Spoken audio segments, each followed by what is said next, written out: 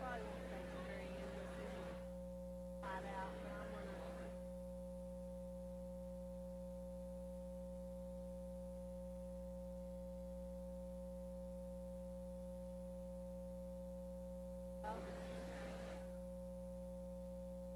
Let's go celebrate your district championship this weekend.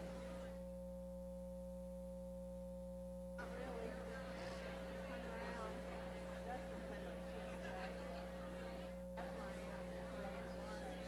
We haven't seen Dustin play out here. He was in Tanglewood. I'll tell you something, man. I believe him. When you get the day off, you get the day off. Like, that's why I didn't call you. I didn't. I know. Funny, I didn't even make a connection when I saw you here. Like, I knew you weren't at work today. But Yeah.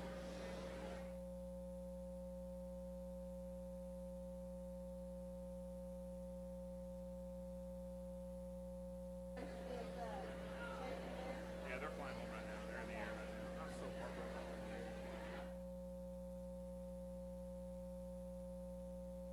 I know. I mean, it's funny. I actually thought about you today. They're watching it on live stream.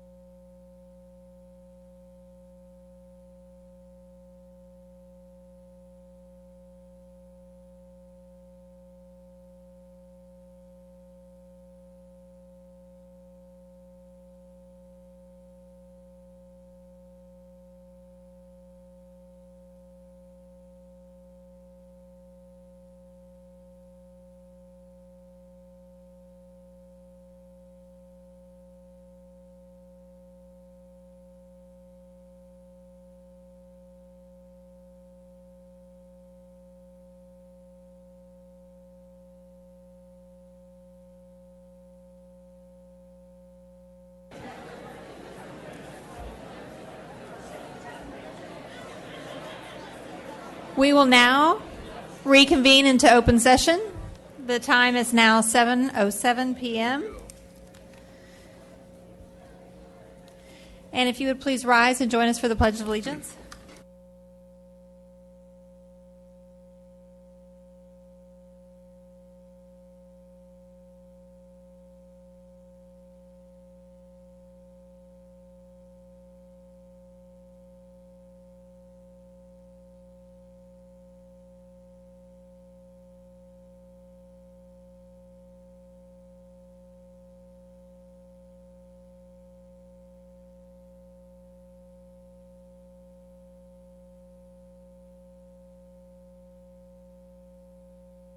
Well, welcome to our April board meeting. We thank you for joining us tonight. It's great fun to see so many kids in the audience.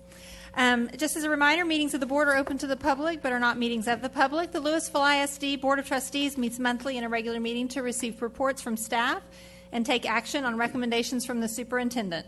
The board receives the agenda and all supporting documentation approximately 10 days in advance of regular meetings, and this allows us to ask and receive answers to many of our questions in advance of the regular meeting. This change in protocol means lengthy discussion or a litany of questions on every item of the agenda often is not necessary, and as a board, we have appropriate knowledge and preparation for responses regarding the content of our meeting tonight.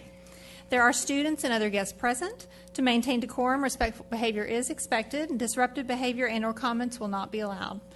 So as we move first, we need to consider action on items discussed in closed session. Do I have a motion for our first item? I move to approve all personnel recommendations as presented by administration. Thank you, Ms. Hassett. Do I have a second? Thank you, Ms. Prosnick. That's a motion by Ms. Hassett and a second by Ms. Prosnick. Any discussion? All those in favor? Aye. And that's unanimous. A little inside joke there. Okay. Moving on to our next item, our athletic coordinator head coach for Lewisville High School. Do I have a motion? Yes, Mr. Sheffield. I move to approve Michael Odell as Lewisville High School's athletic coordinator, head football coach, as recommended by administration. Thank you, Ms. Timish. Do I have a second? Thank you, Ms. Sells. That is a motion by Ms. Timish and a second by Ms. Sells. Any discussion? All those in favor? Aye. And that's unanimous. Well, congratulations, Coach Odell. Coach Odell, could you come forward, please?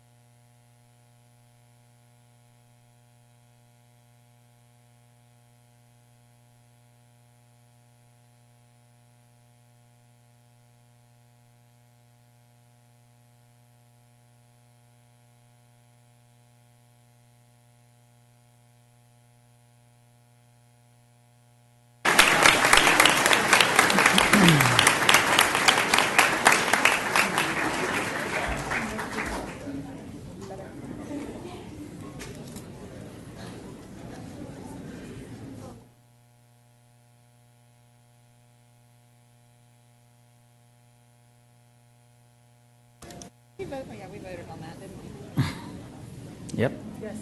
Two of us said aye.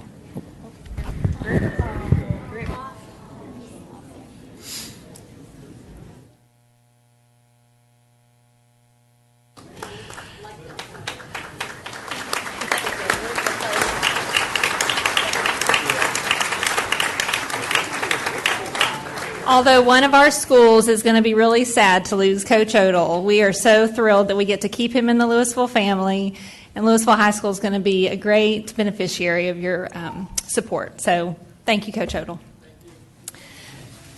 All right. For our next item, we have our athletic coordinator, head coach, Marcus High School. Do I have a motion? Yes, President Sheffield, I'd like to move to approve Kevin Atkinson as Marcus High School's athletic coordinator and head football coach and the 2017-18 6A state champion as recommended by administration. Thank you, Mr. Miller. Do I have a second? Thank you, Ms. Hassett. That is a motion by Mr. Miller and a second by Ms. Hassett. Any discussion? All those in favor? And that's unanimous. All right. Well, congratulations, Coach Atkinson. We'd like for you to join us on stage.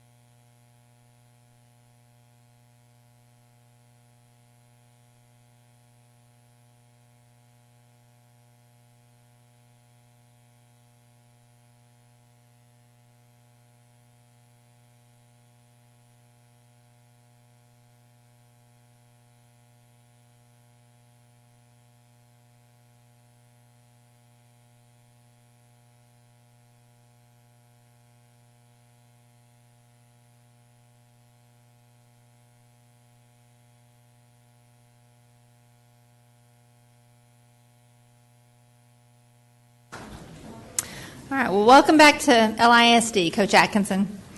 All right, our next item, teacher contract recommendations. Do I have a motion? I move that all teacher contract recommendations for school year 2017-2018 will be approved as presented by administration. Thank you, Ms. Hassett. Do I have a second? Who was that, Ms. Cox? That is a motion by Ms. Hassett, a second by Ms. Cox. Is there any discussion? All those in favor? Aye. And that's unanimous. All right. Now we are going to move into recognitions, but before we begin all of our big recognitions, I'd like to draw your attention over there to the far side where Mr. Bonner sits now as a doctor.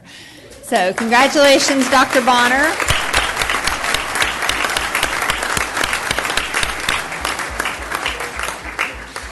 The far side. All right, so now we have Miss Amanda Brem. She's our Executive Director of Communications, and she's going to share with us this month's recognitions. First up tonight, we have award-winning DECA students from Flower Mound, Hebron, Lewisville, and Marcus. This year, Flower Mound, Hebron, Lewisville, and Marcus High Schools all turned out champions at the Texas Distribution Education Clubs of America 2017 State Career Development Conference in the Henry B. Gonzalez Convention Center in San Antonio, which was the largest state competition Texas DECA has had with more than 4,000 students competing.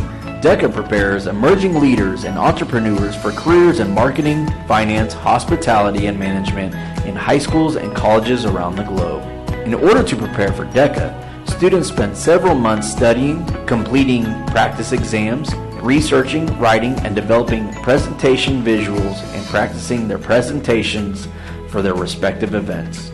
Congratulations to all of the DECA state winners, and good luck to all of our first place winners who will be competing in DECA's 2017 International Career Development Conference at the end of April.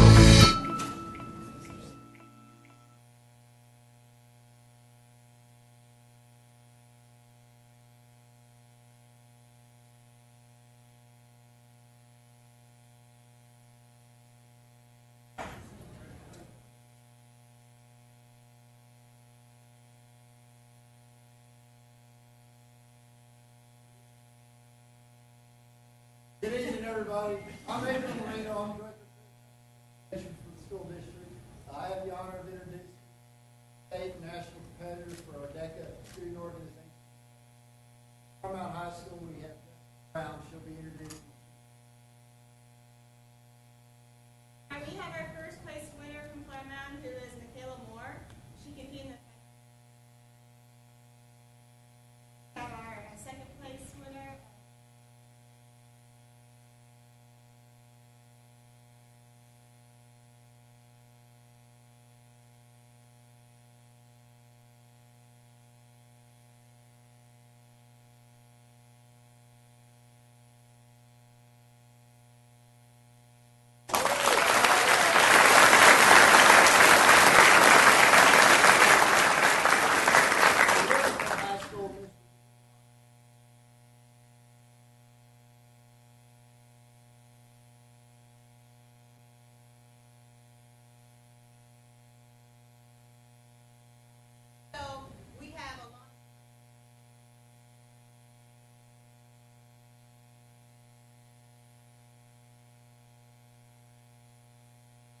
Working today. She could not be here. We had a great.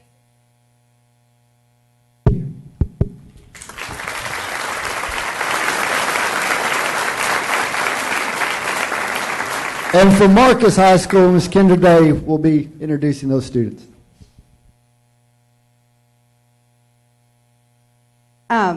Okay, I'm real proud to announce our winners. We did very well, and we have been carrying on a long tradition of winning at Marcus High School. So I want to introduce our second place winners this year. We had Sheridan Romo and Kaylee Cogville, and they were a team in buying and merchandising business operations research event. Our other second place winner couldn't be here tonight, Allison Tolliver, and she was second place in financial consulting. Our first place winners, Nick Van Zee, and Nick competed in professional selling. Where's Charlie? Oh, what are you doing down there? Okay. Charlie Pear, he's a Marcus student down here. And Charlie competed in accounting applications. And then we have Sahithi Talasia, and she was a winner in franchise business plan. We have Anusha Hegde, and she was a winner in the ad campaign event. And then we have Scout Strite and Savannah Stassi, and they were a team in the fashion merchandising promotion plan. And I just wanted to say this for all the winners, and just so you know, there were over 4,000 kids competing at state competitions, so it was quite an accomplishment for all of these students in LISD. So we appreciate the school board and our principals' support of our programs. Thank you.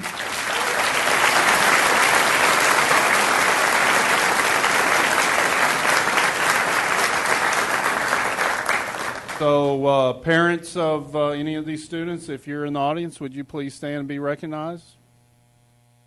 Congratulations.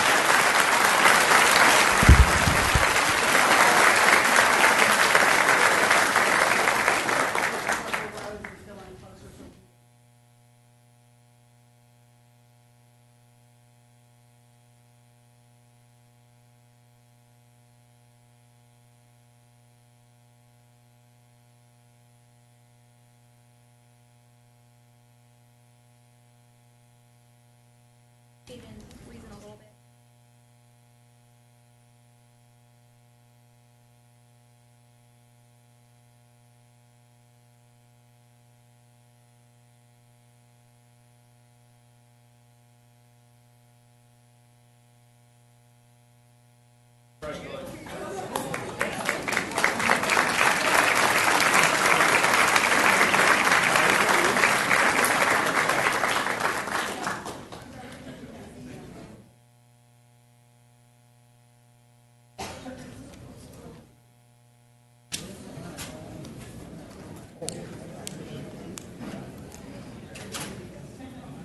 So next up, we have award-winning academic decathlon students from Hebron, Marcus, and the Colony.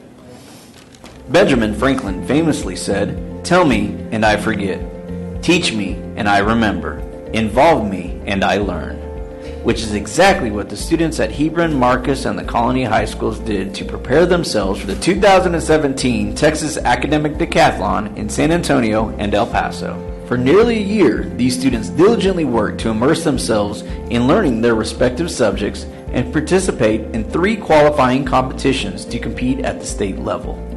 Academic Decathlon is a 10-event competition that includes math, literature, music, economics, science, art, social science, speech, interview, and essay. In addition, the Super Quiz is a separate portion that combines 6 of the topics in a quiz bowl style relay. Congratulations to all these students for representing Lewisville ISD.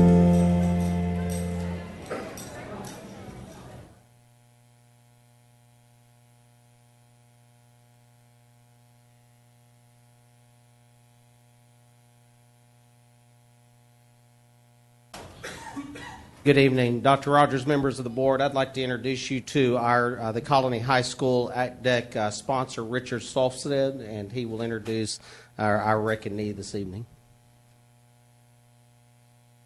With me, I have Miss Grace Perry. She won 2nd place in language and literature, and before we clap for her, I do want to say thank you for all the support in ACDEC and sending us all the way to El Paso this year.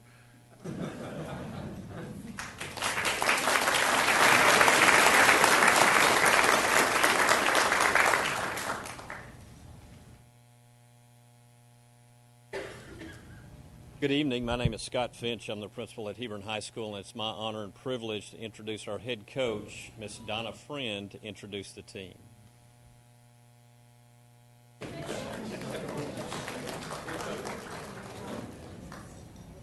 Hi, thank you for having us.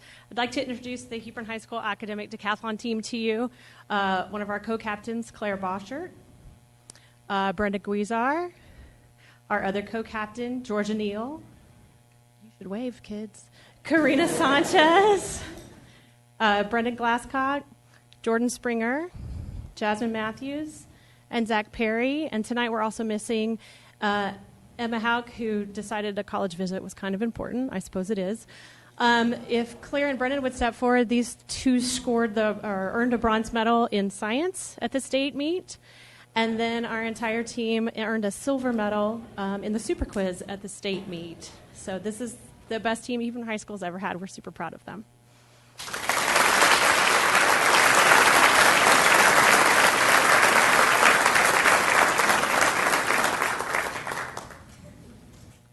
I'd like to introduce one of our 2 coaches that's here tonight, and that's Mrs. Karen Law from Marcus High School.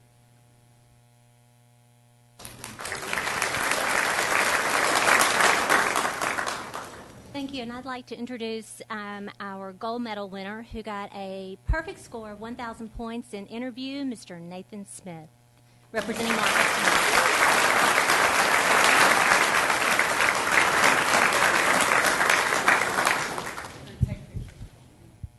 Any parents, family of these incredibly bright students out in the audience? If you'd please stand. Oh, Mr. Perry, there you go.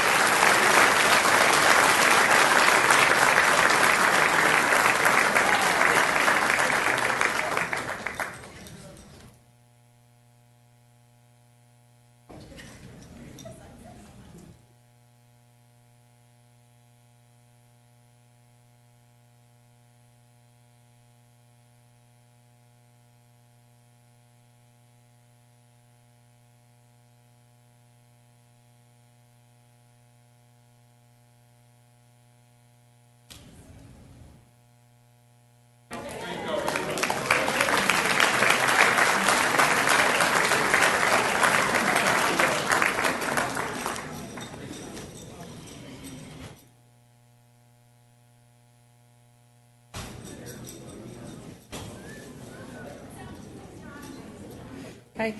Next up, we have continuing the theme of award-winning students who win all of the awards, all of the things. We have wrestlers from Flower Mound and the Colony. This year, Lewisville ISD had 3 high-performing student athletes achieve success in the 2017 UIL Wrestling State Tournament. From Flower Mound High School, Duke Corello earned the 2017 UIL 6A bronze medal in the 285-pound weight class. Duke is a 2-time wrestling state qualifier. Duke plans to attend the United States Coast Guard Academy next fall, where he will compete for the Bears football and wrestling teams. In addition, FMHS wrestler Bada Douglas ended his decorated high school career in February as the UIL 6A state runner-up in the 136-pound weight class. Bada is a 4-year letterman and the 4-time state qualifier. This is his second UIL state medal, having claimed the bronze medal as a sophomore in the 126-pound weight class. Bada plans to continue his wrestling career at the next level. And the Colony High School, Charlie Hammer won her second state championship with 4 first-period pins and was named Outstanding Wrestler of the Tournament. She closed her wrestling career as a 3-time district champion, 3-time regional champion, 3-time state placer, and 2-time state champion. Charlie will continue to wrestle for the Lions at Emmanuel College in Georgia this fall. Congratulations, wrestlers.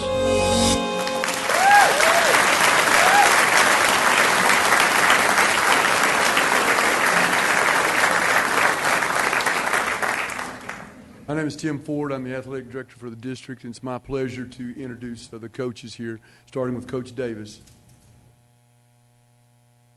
Well, ladies and gentlemen, since I've been here last, we've put together the videos, and it pretty much said it all. I'd like to introduce to you 2 of Flower Mound's finest, Mr. Duke Carrillo and Mr. Bada Douglas.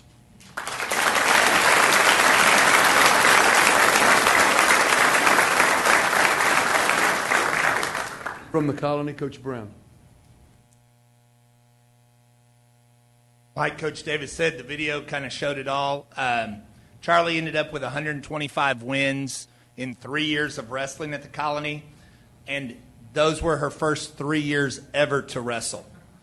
It wasn't one of those she grew up wrestling. It wasn't one of those that, she just had this dying passion to be a wrestler. But for 3 years, she won 125 matches, and next year she's going to have a college scholarship because of girls wrestling. And so I want to congratulate Charlie, but I also want to congratulate Chastity Hammer, her mom, for everything she did for us.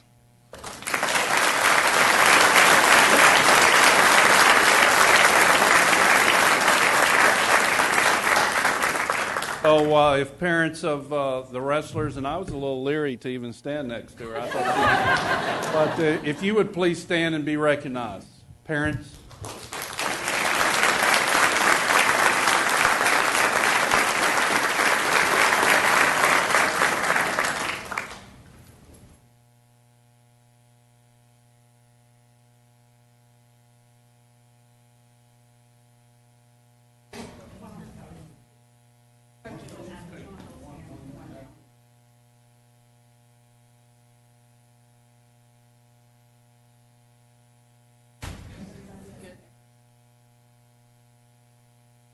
Can't see April, she can't see you.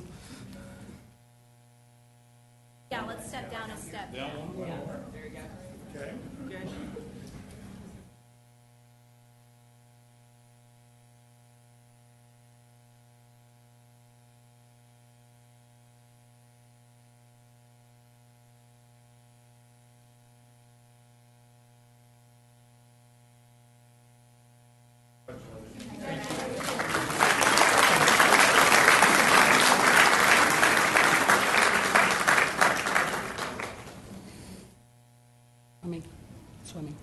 Swimming, diving.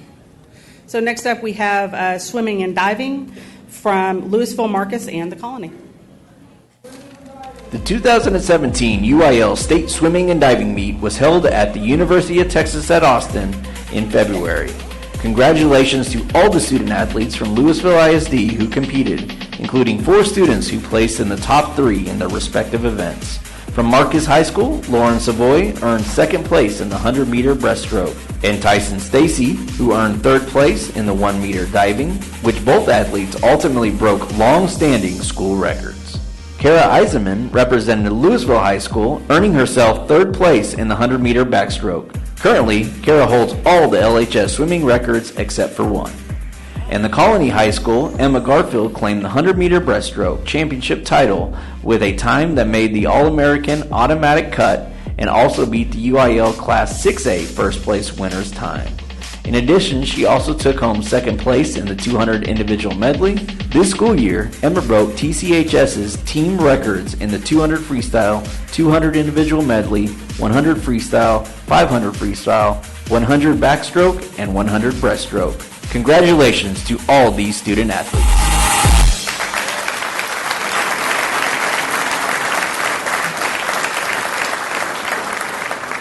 My pleasure to introduce these outstanding coaches. We'll start with Coach Gillespie.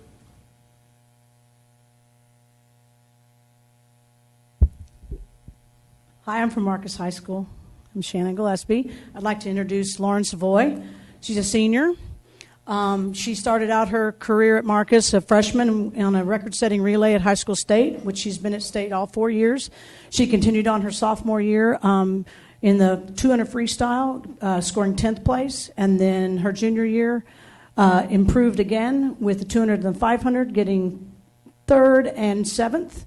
And then this year, as a senior in high school, she placed 2nd in the 100 breaststroke and 7th in the 200 IM, improving every year at high school state. Lauren Savoy.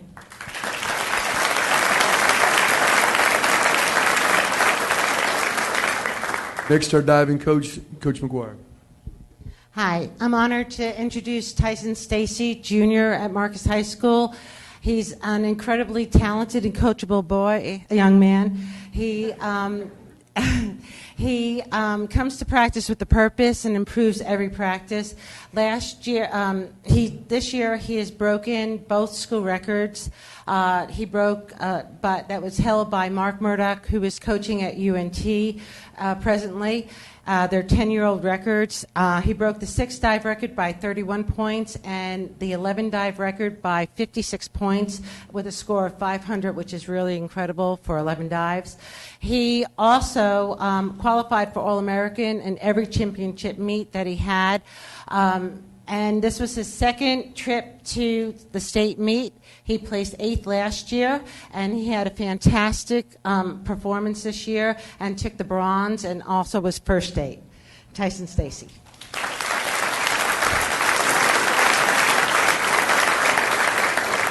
From the Colony, Coach Peel.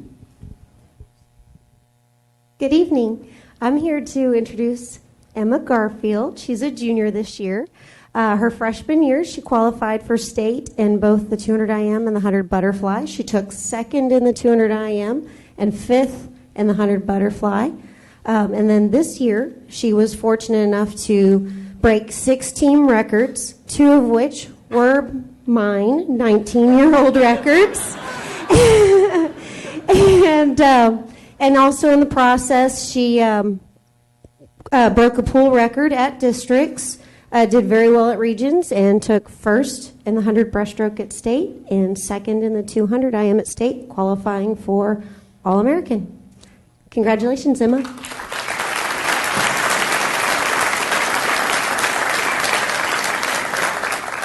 Coach Harris.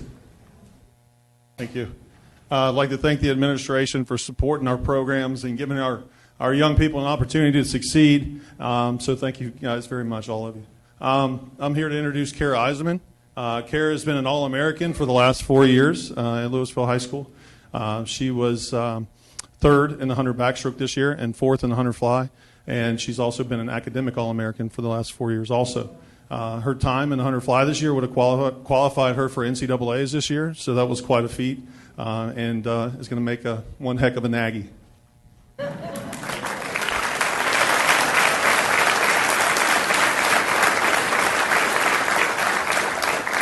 Are there parents of these wonderful athletes here tonight? Please stand.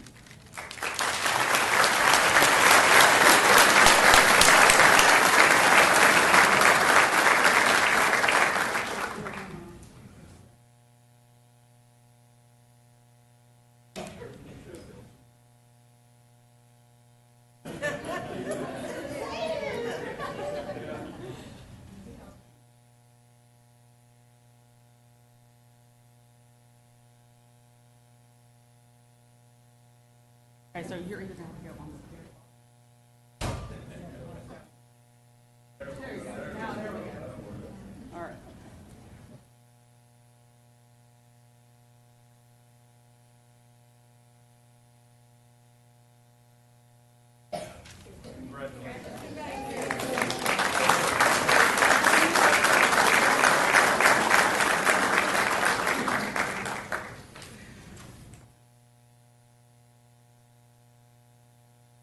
Next up, we have musicians from all 5 of our high schools that we're recognizing tonight.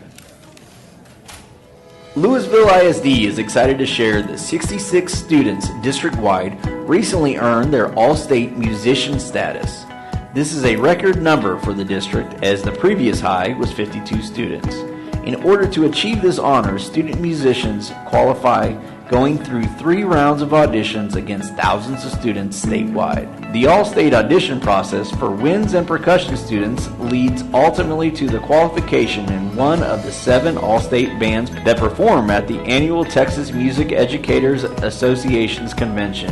The all-state audition process for string students leads ultimately to qualifications in one of 3 all-state orchestras that perform at the annual TMEA convention. The all-state audition process for choir students leads ultimately to the qualification in one of 4 all-state choirs that perform at the annual TMEA convention. Congratulations to all of our student musicians for earning such a prestigious honor.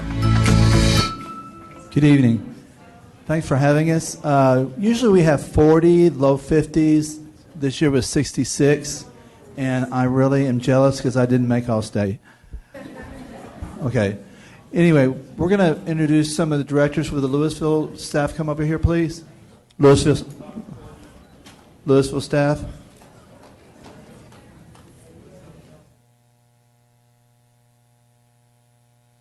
We have Dr. Marty Courtney and Kevin Sluter and Steve DeCrow, and they'll introduce their All-Staters. When I call your name, if you'll step forward, Senior Lydia Seagraves, French horn. Lydia, step to the front. Back there. Here she comes. Come on up front. Also, Senior Drew Schilling-Law on clarinet. And also, Senior Daniel Garcia on bass clarinet. These are the band All-Staters.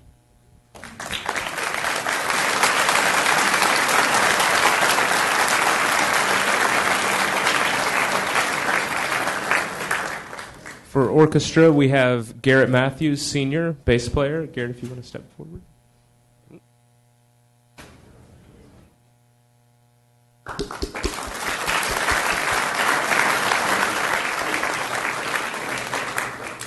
For choir, senior Sarah Murphy, soprano 1.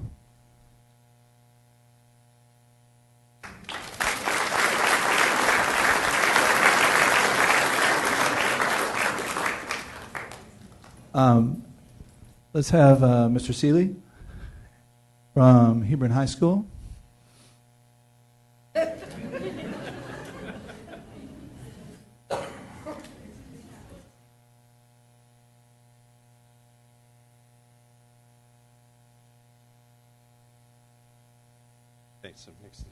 Good evening, ladies and gentlemen. My name is Andy Seeley. I'm the band director at Hebron High School. Want to recognize our All-Staters. I don't know if I can do this without seeing them, but they're kind of pretty close. You guys just give them a wave. Closest to me, this is Karan Ball. You may notice we're dressed alike. Karan is the senior. Next is Kelly Weaver, and then Cody Harrington, and then Nathan Woodfield, Michelle Moeller, Nina Kang, Alonzo Mascaro, Craig Schroeder, Peyton Joffrey, Shiwan Hong, and Shinrei Cardozo. And we have one student that is not present that couldn't make it this evening, Young Jae Joe. Ms. Forrester.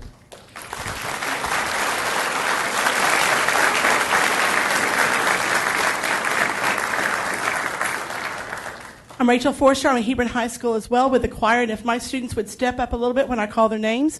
First in the tenor bass choir are Colin Foley, senior, Sean Merchant, sophomore, In the treble choir, we had Courtney Seal, senior, Sydney Harrell, junior. Unable to be with us tonight is Alice Moy Henneman, and she's also a junior. And then finally, our 2-year first chair alto 1 for the mixed choir is Laurel Burr.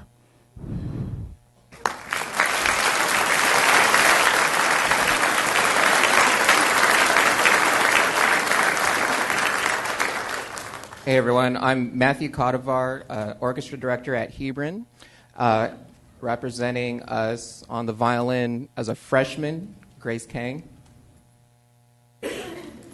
Next we have Elizabeth Wei, sophomore on the violin, and Hee-Jae Hong on the cello, sophomore.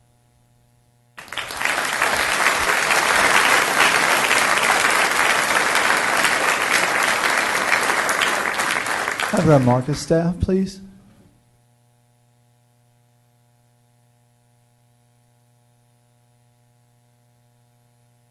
Good evening, students. If you'll step forward when your name is called, we are proud to announce this year's All-Staters, Mr. Besnick Abrashi, Ms. Cordelia D. Decker, Emma Edwards, Joshua Jones, Alexander Kang, Austin Kender, and J.C. Rosengren.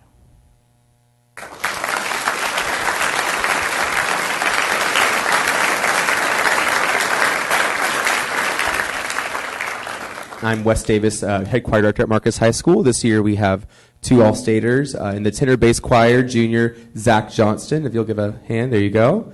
And freshman Savannah DeCrow, there she is.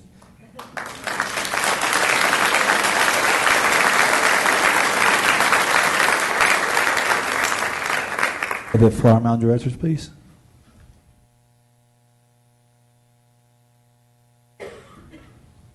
Good evening. I'm Mark Rohr, Director of Choral Activities at FMHS. We have 4 guys that sang in the mixed choir, and y'all can just kind of find your way forward and wave. They are Taylor Egan, Nick Ramirez, Jeremy Rohr, and Ajay Thate.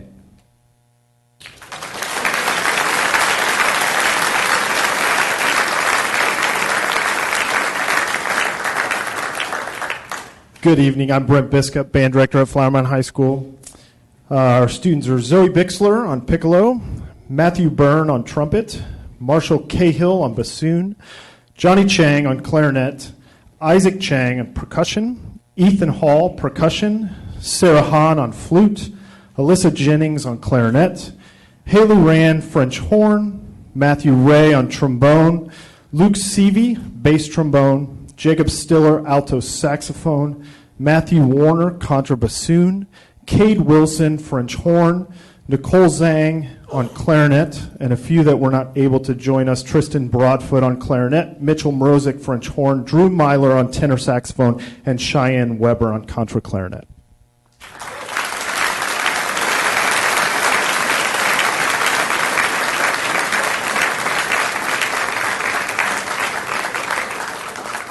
Good evening, Stephen Klink, Orchestra Director at Flower Mound High School. Tonight we have with us, representing us in the All-State Orchestras, Peter Kwok, viola, Young Ha Jung, viola, Shannon Zhao, violin. Not able to join us this evening were Taewon Lee, violin, Brian Lee, violin, Jeannie Huang, viola, and Shalini Namadori, violin.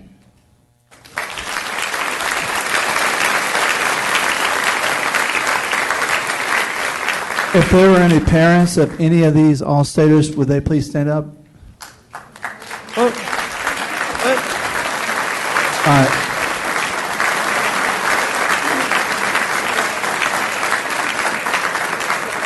One more. We have one more. From the Colony High School, I'm Brian T., the Director of Percussion. We have one more, Chase Sauer on trombone.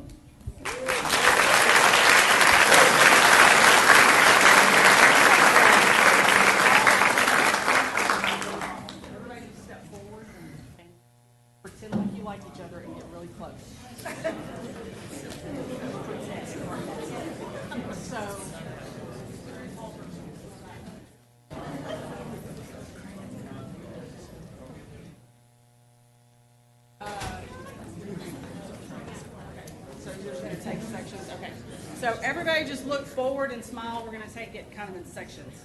So look at me, even though I don't have a camera. Smile. Look over here. Not at her. Look right here.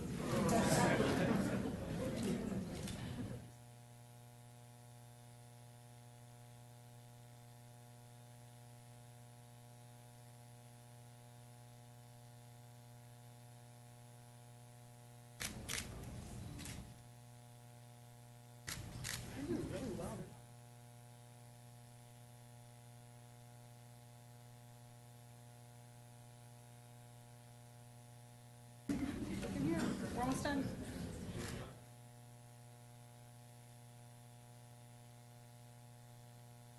Awesome. Okay, we're good. We think we're good. We think we're good.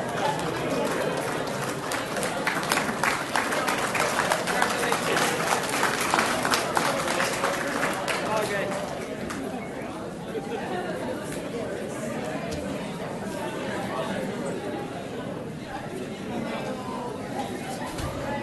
Thank you.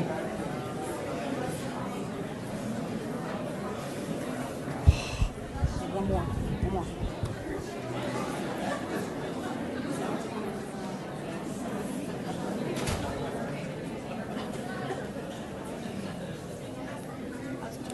Okay, well, you know we also have award-winning coaches. What do we have? Hang on. Go ahead. Okay, so in Lewisville IC we also have award-winning coaches. And so now we're going to hear a little bit about Flower Mound wrestling coach Steve Davis.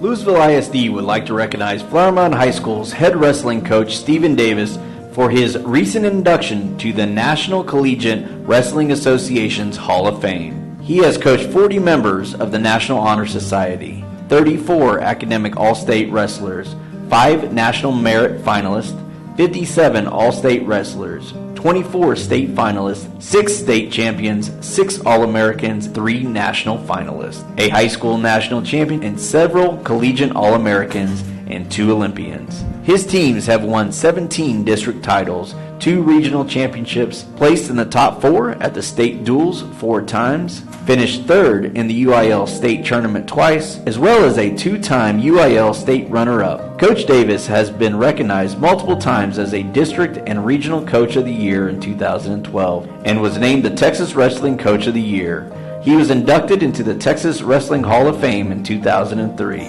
In 2014, he became enshrined in the National Wrestling Hall of Fame in Stillwater, Oklahoma.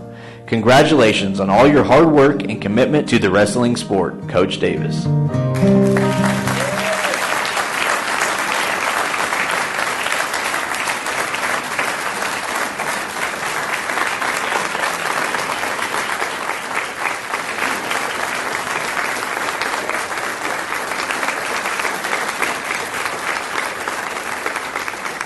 Good evening, everyone. My name is Sonia Lell, and I'm the principal at Flower Mound High School. Believe it or not, I had that whole thing memorized, but since they put it on the video, I don't have to go back and say it.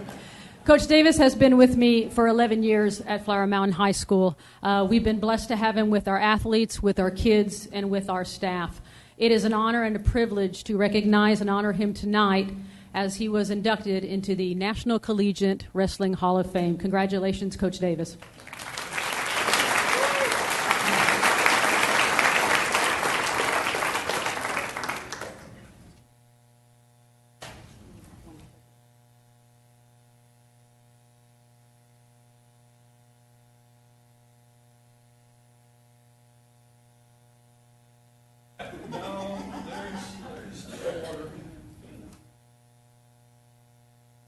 Come down one step.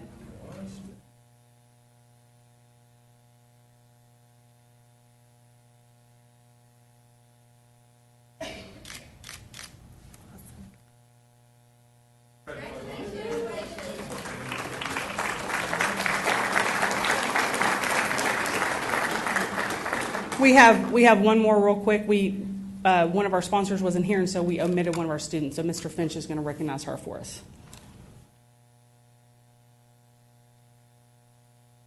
Thank you. I want to invite Vadehi Perky up, and we want to recognize her for being in the principles of marketing as a part of DECA, so we want to recognize her. How about a hand for her?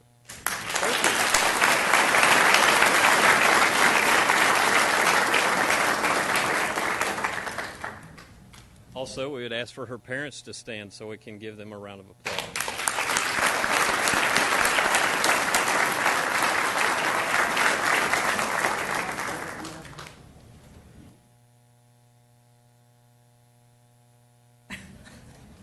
Yeah, to that step, yep.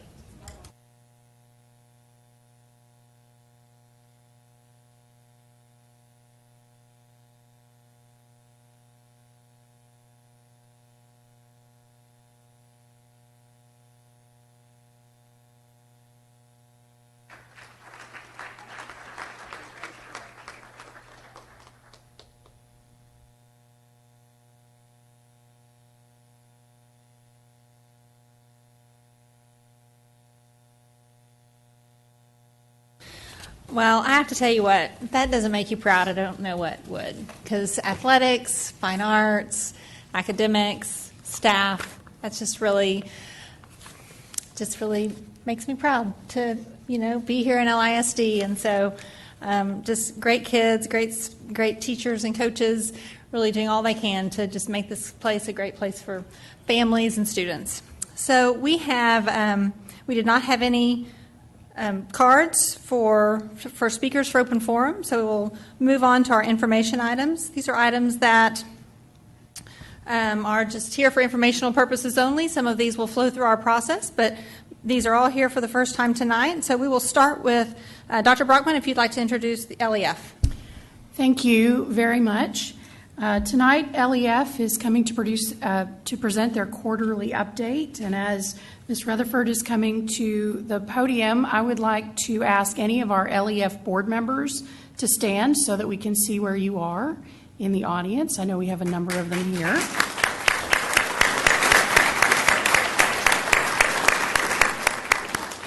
So tonight's update is a combination of the usual update and some awards for your enjoyment this evening.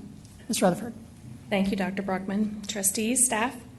We wanted to just kick right off and let you know that it's scholarship season. So LEF is pleased this year. We're awarding 290 scholarships worth a little over $186,000. And an improvement over our 2016 awards is 27 more scholarships and a little over $15,000 more being awarded this year than last. Would love to have members of the community and trustees join us on May 8th. We're going to be awarding the scholarships that evening at the Lewisville High School Stuver Auditorium. So congratulations early to those award winners. The next thing we wanted to do is give a big thank you to the communities and to our sponsors and supporters, LISD staff, for a wildly successful golf tournament on April 3rd at Stonebriar. Thank you, whether you played or volunteered or helped sponsor the event. We raised a little over $90,000. So huge success. This looks like logo soup, but that's a good thing. We know it takes a village, and we really appreciate all of the people who step forward and provide their corporate support and business support there. So I'm very proud of that and already working on next year. Dr. Brockman mentioned we get to do something fun and wonderful this evening, and that is we would like to recognize members of LISD staff with the Kane Sapansky Award of Excellence. We do have several of those award winners here with us tonight, and we also have our donors, Bill and Carolyn Sapansky, who are here with us, and I'd like to have Bill just come up for a minute to tell us a little bit about the Award of Excellence. Dr. Rogers, board members, thank you for taking time out of your schedule to allow us to recognize special education instructors. We created Kane's Foundation after Kane died in 2011. He lived for 24 years. 18 of those years he was under the guidance of LISD special education instructors. He went through Central, Donald, Briar Hill, Highland Village, Marcus. So he had teachers throughout the district. So as memorial to him and a tribute to special education instructors, we created Kane Sapansky's Foundation in special education. We yearly recognize special education teachers in the LISD that demonstrate above and beyond normal classroom excellence. So we recognize them, we award them an award of excellence, and we give them a check for $500. So we are privileged to be honored to be able to award 8 recipients this year. And now Ms. Rutherford will have the pleasure. Please, if you are one of the award recipients and you're here with us tonight, would you go ahead and come up front, and then I'm going to introduce you, please.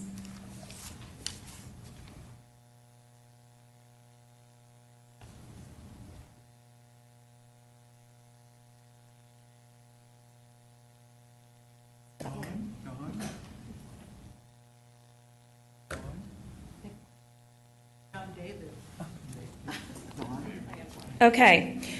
First, I have Don Chegwidden from Lewisville High School. Oh, Don, fabulous. David Florentino, Parkway Elementary. Alicia Gilliland, Purnell Support Center. Misty Graham, Lakeview Middle School. Teresa Marcellus, Shadow Ridge Middle School.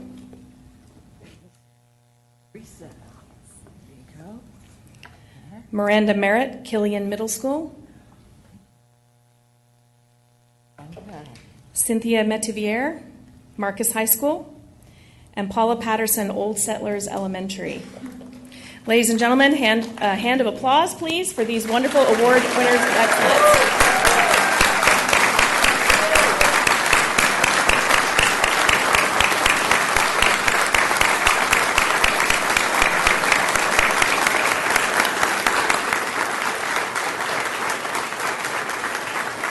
And a special thank you again to Bill and Carolyn. Thank you for founding this. Thank you very much for sharing. Appreciate it. Photo op.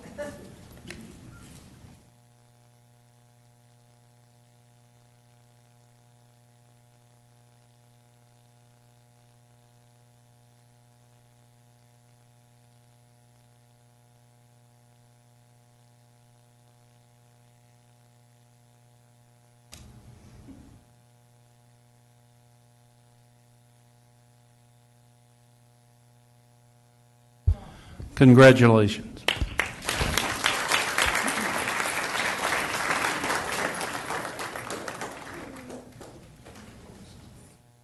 couple of other very quick updates. The ballpark at Arlington is going to be doing Lewisville ISD Day on Saturday, June 17th. Ticket sales will help benefit the Lewisville Education Foundation, so we're working hard to get the word out about that wonderful event. And then lastly, just a couple of their next slide, a couple of other quick updates for you. September 9th will be our annual Evening for Education Gala with the fabulous theme this year, Making Anything Possible, the Magic of Learning. And then already making plans for our Jim Collins Steve Allen Memorial Golf Tournament in the fall on October 9th. We appreciate your support so much, and thank you very much for allowing us to come in and give this little update. Thank you so much. We appreciate everything LEF does to support our district. All right, next we have our legislative update. I'm going to turn that over to Ms. Timish. Thank you so much, Ms. Sheffield. All right, there's lots of things going on. Activity in both chambers of the Texas Legislature has picked up from our last legislative update. Regarding school funding, both chambers have passed budgets, and the budget process now moves into a conference committee. Each version of the passed budgets allot differing amounts and funding sources for public education. CS HB 21, the committee substitute for Huberty's HB 21, represents the House's effort to begin tackling public education funding formulas. We appreciate Representative Huberty's leadership to begin this work and the step towards simplification of the system. While LISD is still evaluating the impact of CS HB 21 on district funding, a couple of specific items have been noted. Funding for dyslexia programs has been added at 10% of the basic allotment for applicable students, which is up to 5% of the student population. And CTE funding is now inclusive of the 8th grade. Vouchers. The Senate passed a compromised version of SB 3 on a vote of 18 to 13. It will now move to the House for consideration. Vouchers were considered in the House through two different amendments on the state budget bill. These two anti-voucher amendments were both passed for inclusion. Third, accountability and standardized testing. The House Public Education Committee heard testimony on Tuesday, April 4th on HB 22, Chairman Dan Huberty's A through F 3-domain accountability bill. The committee substitute CS HB 22 was voted out of committee unanimously. This bill delays implementation until 2019, clarifies that the current indexed accountability system will remain in place until that time, removes chronic absenteeism as a school climate indicator, revises the continuously enrolled language, and specifies the criteria used to compare schools and districts. The system will continue to utilize both standardized test scores and non-test score data sources. And then reduction in TEAC standards, there's really not been any significant discussion in either the House or the Senate. It's important to note that tomorrow both the Senate Education Committee and the House Public Education Committees are scheduled to meet, which is Tuesday, April 11th. They're going to discuss Bills 8 and 31 respectively. A group of LISD educators are going to be traveling down to Austin tomorrow to visit our legislators' offices and to attend committee hearings. I'd also like to remind all of us that the first day of early voting is April 24th. Remember that the voice of voters is much stronger than those of non-voters. Our legislators can and do look up our voting records, and they want to know who's talking to them has voted or not. So it really does matter when you vote. Thank you, Ms. Timish. Are there any other comments? Yes, Ms. Hassett? We have also another bill on the Senate hearing tomorrow, Senate Bill 463 for individual graduation committees. Last session we had House Senate Bill 149, and this year he's trying to remove the sunset. So it has been, the rules have been suspended. It's been allowed to come onto the agenda. So anybody who actually has a student who used an individual graduation committee or knows a student who used an individual graduation committee, please contact the Senate Education Committee members and voice your opinion that you would want to maintain the option of having these individual graduation committees. Also, I just went down to Austin for a meeting with TEA and several other board members about Every Student Succeeds Act. I'll give you all a synopsis, but it's now going to be coming for more input for the public, and this is when we want all of our public to have input on the local control that we can have at our local level for ESSA, and as soon as it becomes available, I'll make sure we can push it out. Thank you, Ms. Hassett. Are there other comments? Miller? I just wanted to expand a little bit on Ms. What's your name? Ms. Hassett's comments about that committee. In the last biennial, we fought pretty hard for the ability to have local control. Previous to that, the state would, if you didn't pass the STAR test, they're the ones that determined whether you could continue on. And even in the preliminary votes, where there wasn't a common bill between the different bodies, the Senate had voted. In fact, one of our senators voted in a position we preferred she wouldn't had. Ultimately, we prevailed in that, and I think that our staff deserves credit for helping make sure. We all stood outside of one of those offices, if you remember, in a hallway, talking about that. And I think it's an example of success in being able to impact our legislators as well as have some local control. So the expiration of this is disappointing, but what it means is that it allows us, those of you who are educators, to help make the decision about whether a student should graduate if they don't pass the STAR test. And isn't that really something that we would prefer on a flawed accountability system? And so I think it ultimately was success in local control, and hopefully will prevail in the long run. Thanks, Mr. Miller. Anyone else? Okay, thank you so much. We appreciate y'all's attention to that and keeping us updated. Next up is our TASB policy update. Dr. Brockman. Thank you very much. Update 107, legal, is an information-only item. This is not a set of policies that requires board action, in that it is the legal setting or the legal context for the other policies that are adopted by the board. The various policies in this Update 107 incorporate various administrative rules changes as well as additional provisions from ESSA. Additionally, a number of exhibits that were placed in the policy manual by TASB Policy Services are now going to be removed to allow districts more flexibility in determining their own forms. Thank you, Dr. Brockman. Are there any questions for Dr. Brockman on this item? Mr. Miller? Dr. Brockman, I just think for the edification of the community, if you could just give a brief overview of where you at? Just the hierarchy of policy. So often it's misunderstood. A local policy, something coming from TASB, the legislature, board policy, just a quick kind of how that works and why that's important, how we're approaching it. Okay. Thank you. Legal policy is written by TASB, for those districts that subscribe to their policy services, which is the vast majority of districts in the state of Texas. They are grounded in the administrative code, the Texas education code, et cetera, and they are not things that we can change. But they tend to take the legislative action and translate it into what that looks like in a school district. From that, districts may also have, and in most cases do, local policy. That's locally adopted by the school board. It's the board's policy. So within the legal context, that legal policy context, the board then determines what that looks like in LISD and for us. TASB does make recommendations on what that can be based on the updates they provide, but the board is fully empowered to make changes within the framework of the legal context.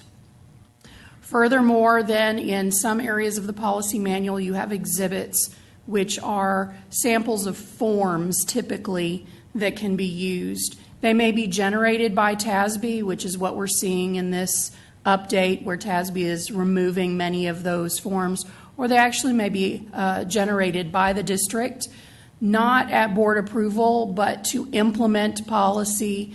Then they're fully accessible for our public and our employees to access those forms and use as needed. Those forms may also be found typically on the district website, so we try and spread it around so you can find what you're needing. Periodically, we are in receipt of an update, a numbered update like 107 from TASB Policy Services. It's a set of policies, both legal and local, that due to a changing context, whether it be in education code or commissioner's rules, has required a change in policy either at the legal level or the local level. We also can change policy at other times if needed, and you will see in our local discussion in a little bit, we also have some policies that have come to our attention that were not generated by the update but still needed attention. Outstanding, thank you. I know Ms. Hassett really would benefited from that discussion. So, all right, thank you. Are there any other comments? Okay. All right, our next two items were requested on the agenda by Ms. Hassett and Ms. Cox. And so, Ms. Hassett, if you would like to kick us off on the first one and talk to us about this e-notification process. Okay. I have a brief display. It's not Amanda worthy, so, and I'm sure you can't read it from down there. We would like to implement a notifications subscribe type process for our community members. Several of the local town councils have this ability. I subscribe. I'm that annoying that I get email notifications, and it's just easier for our community to subscribe to any public meetings that are coming up so they don't have to remember to go and look on our website for these notifications. I think it would be a very visible, transparent way to provide information to our community. There's a couple screens just as a sample of Town of Flower Mound, the different types of things that you can subscribe to them. I'm not dictating anything in particular besides any public meeting that we have available through the district. And I want to make sure with the next slide, these aren't things that I'm going to try to replace what Skyward is already doing. These are really just board agenda items, or maybe we can even try to make a link between Skyward and our website to make it an even easier place that they can find all of the signups at one point. So that is my synopsis. Yes, Dr. Rogers?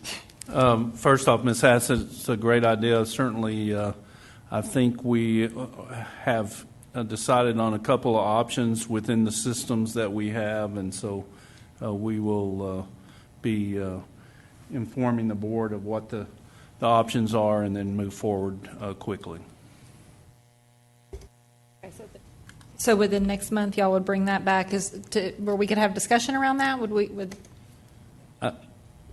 I don't really know that it, requires discussion. It doesn't require action by the board. So between now and 2 weeks or so from now, we will inform you as far as what we've decided on as far as to implement this program. So what you're saying, we have the ability to do this with our current system, and that you're making that decision. I mean, you have just administratively, you're going to do it. Yes, ma'am. Okay, perfect. All right, thanks. Mr. Miller? Well, I'm in violent agreement with the information item. I think I appreciate Ms. Cox and Ms. Hassett bringing this forward. I was actually going to say that this really wouldn't require board action, Dr. Rogers, that you and the staff could do it. It's no secret that every month there's a certain school district that sends an email out for their board meetings, and I forward that to Dr. Rogers and Ms. Brim as an example of just proactive notification. And I think what we're looking at here is people being able to sign up for certain things, but even more clarification about the board workshop to discuss budget, those types of things. And I'm sure most everybody will sign up for the 47 things that we'd have on there. But I think there's a lot of value in this mechanism that, we have such a stellar technology department. I'm sure it'll be pretty easy to implement. And so I just want to tell you that I appreciate y'all bringing it forward because, I know, Dr. Rogers, you're tired of getting those emails from me. From that certain ISD, but you can comment on that later. Okay, thanks so much. Okay, Ms. Hassett, you want to talk about audit and reviews?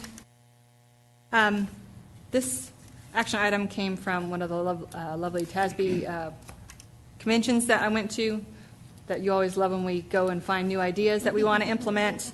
Well, this is one of those new ideas that I think is very helpful. We went through the audits with communication and GT. And they were very valuable in being able to go through the whole program to make sure what we're doing really well, what we need some work on. And I think these are very valuable to our staff and our community at large, too. I want to make sure that it's understood that I don't think there's something wrong.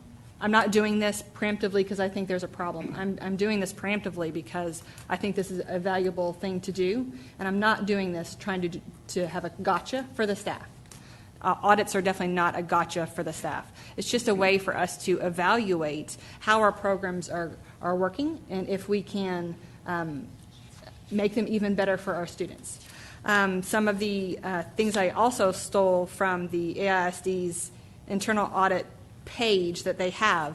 I like the fact that they even have ways to do a little bit better job of following up on significant findings from previous audits. I think that we're doing that better, but if it's also embedded into the internal audit activities, I think that we'll do an even better job of following up on previous audits. And then it's just one page on the back. You can't read it very well, but it's on the AISD, Austin ISD page, a list of their audits. I'm not suggesting we do all. I'm just showing you the ones that they currently do in AISD, and they're on a schedule so far.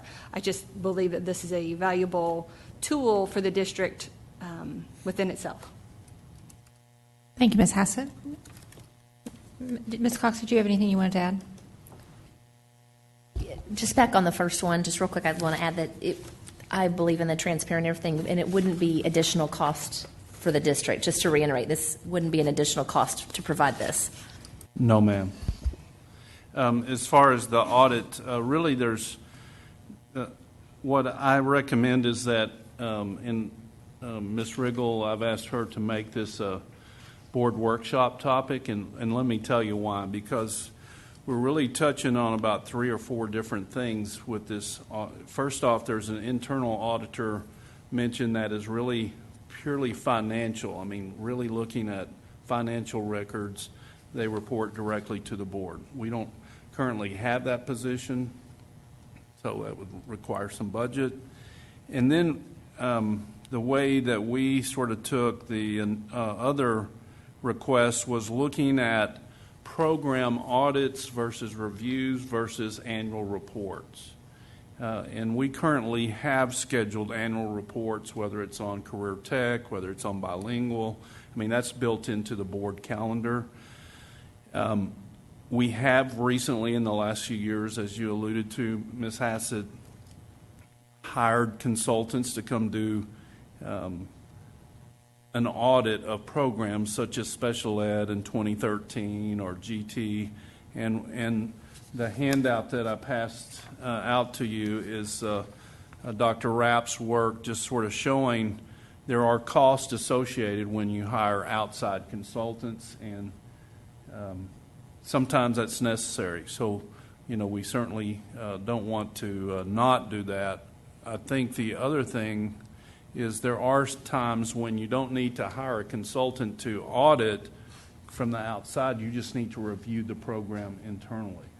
And so we have listed a couple of columns, Tier 1 and Tier 2, just some ideas that we might set after working on this in our board workshop.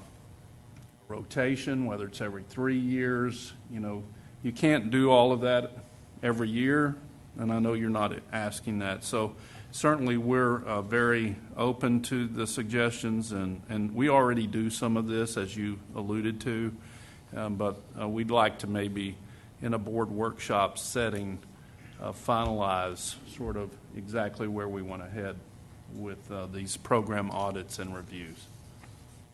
I would greatly appreciate a more open discussion and a workshop. That would be great. So are you, specifically for this item, are you talking about an outside third party? Is that what you're looking at, the audits like what we did with communications and GT? I had spoken with Dr. Rogers. I wasn't saying for sure that we had to have an outside. We could do the program within the district. I think it's going to be more of a item-by-item basis, whether we're going to go outside for this one and interior for this one. Okay. So I don't have a dictate that I would like right now. I'm willing and open for discussion. So you would be okay then on just allowing us to schedule a workshop then, and then we can kind of, as a group, narrow down what the scope of that needs to look like? Be great. Okay. Any other comments? Ms. Prosnick? We will be looking at an internal auditor. I just want to make sure that is in. I know it wasn't included in this, but yes, we will. Thank you. Any other comments? Ms. Sells? Oh, that was your question? Okay. Anybody else? Yes. Okay, Mr. Miller? Well, I think this is, I was going to say on the earlier item, people need to recognize we've come a long way since 2012 when we did that SPED audit, and we did the gifted and talented audit with House Bill 5. I think there were some different interpretations that school districts had, and we received quite a bit of input from our community and ideas. And so we hired someone to come in and help us. The communications audit, I think, is one where when you look at the amount of money that we spent on that, which is less than 6 figures, the benefit that our employees received from that was unbelievable. The improved communication, the community groups that were interviewed, the efficacy around how we make decisions and influence things at campuses. Now, that was an outside firm that did it, and at the time there was criticism around us approving that item, but I will tell you that the amount of money that we spend, I assure you that if this were a business, which we don't like to say a lot of times in education, but the return on investment was significant. I'm a believer in allocating money for, we do need an internal auditor. No doubt about it. So I agree with the merits. Sometimes it's important, I think, that we bring someone from the outside so we're not grading our own scorecard, right? Because we can say, here's our board operating goals, here's our dashboard, et cetera. But just like our CAF or our certified financial report, I mean, our finances are as strong and robust as any ISD in the country. That's an independent, by law, it's required that an independent company validate that. So I think there's real merit in it, and I'm not going to shy away from, outside input that says we're hiring a facilitator. I think we do it for Team of 8. There's huge value in boards and Team of 8 training. We've met some unbelievable career educators in that process, and so I think where we can, and it's reasonable, we bring in a facilitator. Now, I'm not saying for all 10, but I just want to make sure that we advocate that. And then the scorecard, then we take and put in the community dashboard what the facilitator would find. And I think that allows everybody to say this is an independent assessment of the board's performance along with the school district. So, again, my real thing here, I don't want to minimize bringing facilitators. I think that it's really important we bring in someone so we're not grading our own scorecard. All right. Thank you, Mr. Miller. Any other comments or questions? Can I ask the two ladies, did you do any other research other than on Austin, or did they present? Is that how? Fort Bend ISD was actually the one who had presented to make a cleaner presentation. A screenshot was easier from Austin ISD. But Fort Bend ISD was telling us they actually had an internal auditor, and then they went external, and they've gone back and forth. There's pros and cons to both. There is an expense involved, but I believe the expense is worth it if we can evaluate the processes that we have. Just wanted to make sure that before we have a workshop that any information from other districts that is available, that is given to us so that we can make our own research and make our own determinations from that. Just want to make sure. And Ms. Sells, we'll do some additional research. This topic was put on the agenda by board members, but we'll do some additional research before the board workshop. All right. Thank you. All right. And Dr. Bonner, our next item, Hedrick Elementary School. Yes, ma'am, Ms. Sheffield. Thank you. This item is one that we discussed at leadership team and emanates from that discussion, whereby we're looking to recognize and reward staff at Hedrick Elementary School over the next couple of years as they transition as a campus. The stipend would be for continuous employment through the end of the school year, those couple of years, and it would recognize professional staff at the $1,500 mark and support staff at $750. Again, just to recognize that continuous employment at the campus. Thank you, Dr. Bonner. This item will be coming back through. Yes, ma'am. Okay. So it'll be up for discussion next month. And are there any questions that you may have at this point for Dr. Bonner? Okay. All right. Thank you so much. Dr. Brockman, summer hours? Yes, thank you. This is an information-only item that comes to you on an annual basis. In alignment of our approved calendar for next year as well as the calendar for this year, we have 8 Fridays scheduled to be off, the district to be closed, with an additional Monday, July 3rd to be closed for the 4th of July holidays, so the 3rd and 4th. You can see that the last Friday for the district to be closed will be July 28th, with regular hours resuming on Monday, July 31st. Summer hours will be 8 to 5 in those district buildings. And we have done this over the last several years for the cost savings it provides, not only in utilities, but also to allow our employees that time in the summer. Thank you, Dr. Brockman. Are there any questions? Ms. Cox. Dr. Brockman, so what does August look like for utility savings? And since we're not starting the school towards the end, so are we conserving cost on utilities in the beginning part of August? On the beginning part of August, the only parts of school buildings that would be open would be the office area, unless there was a program or on that campus, or they were scheduled for professional learning on that campus. And so the default would be off on the HVAC. We do open the buildings with HVAC on a few days before teachers report, so teachers can be working in their rooms. But that has been customary over the last several years.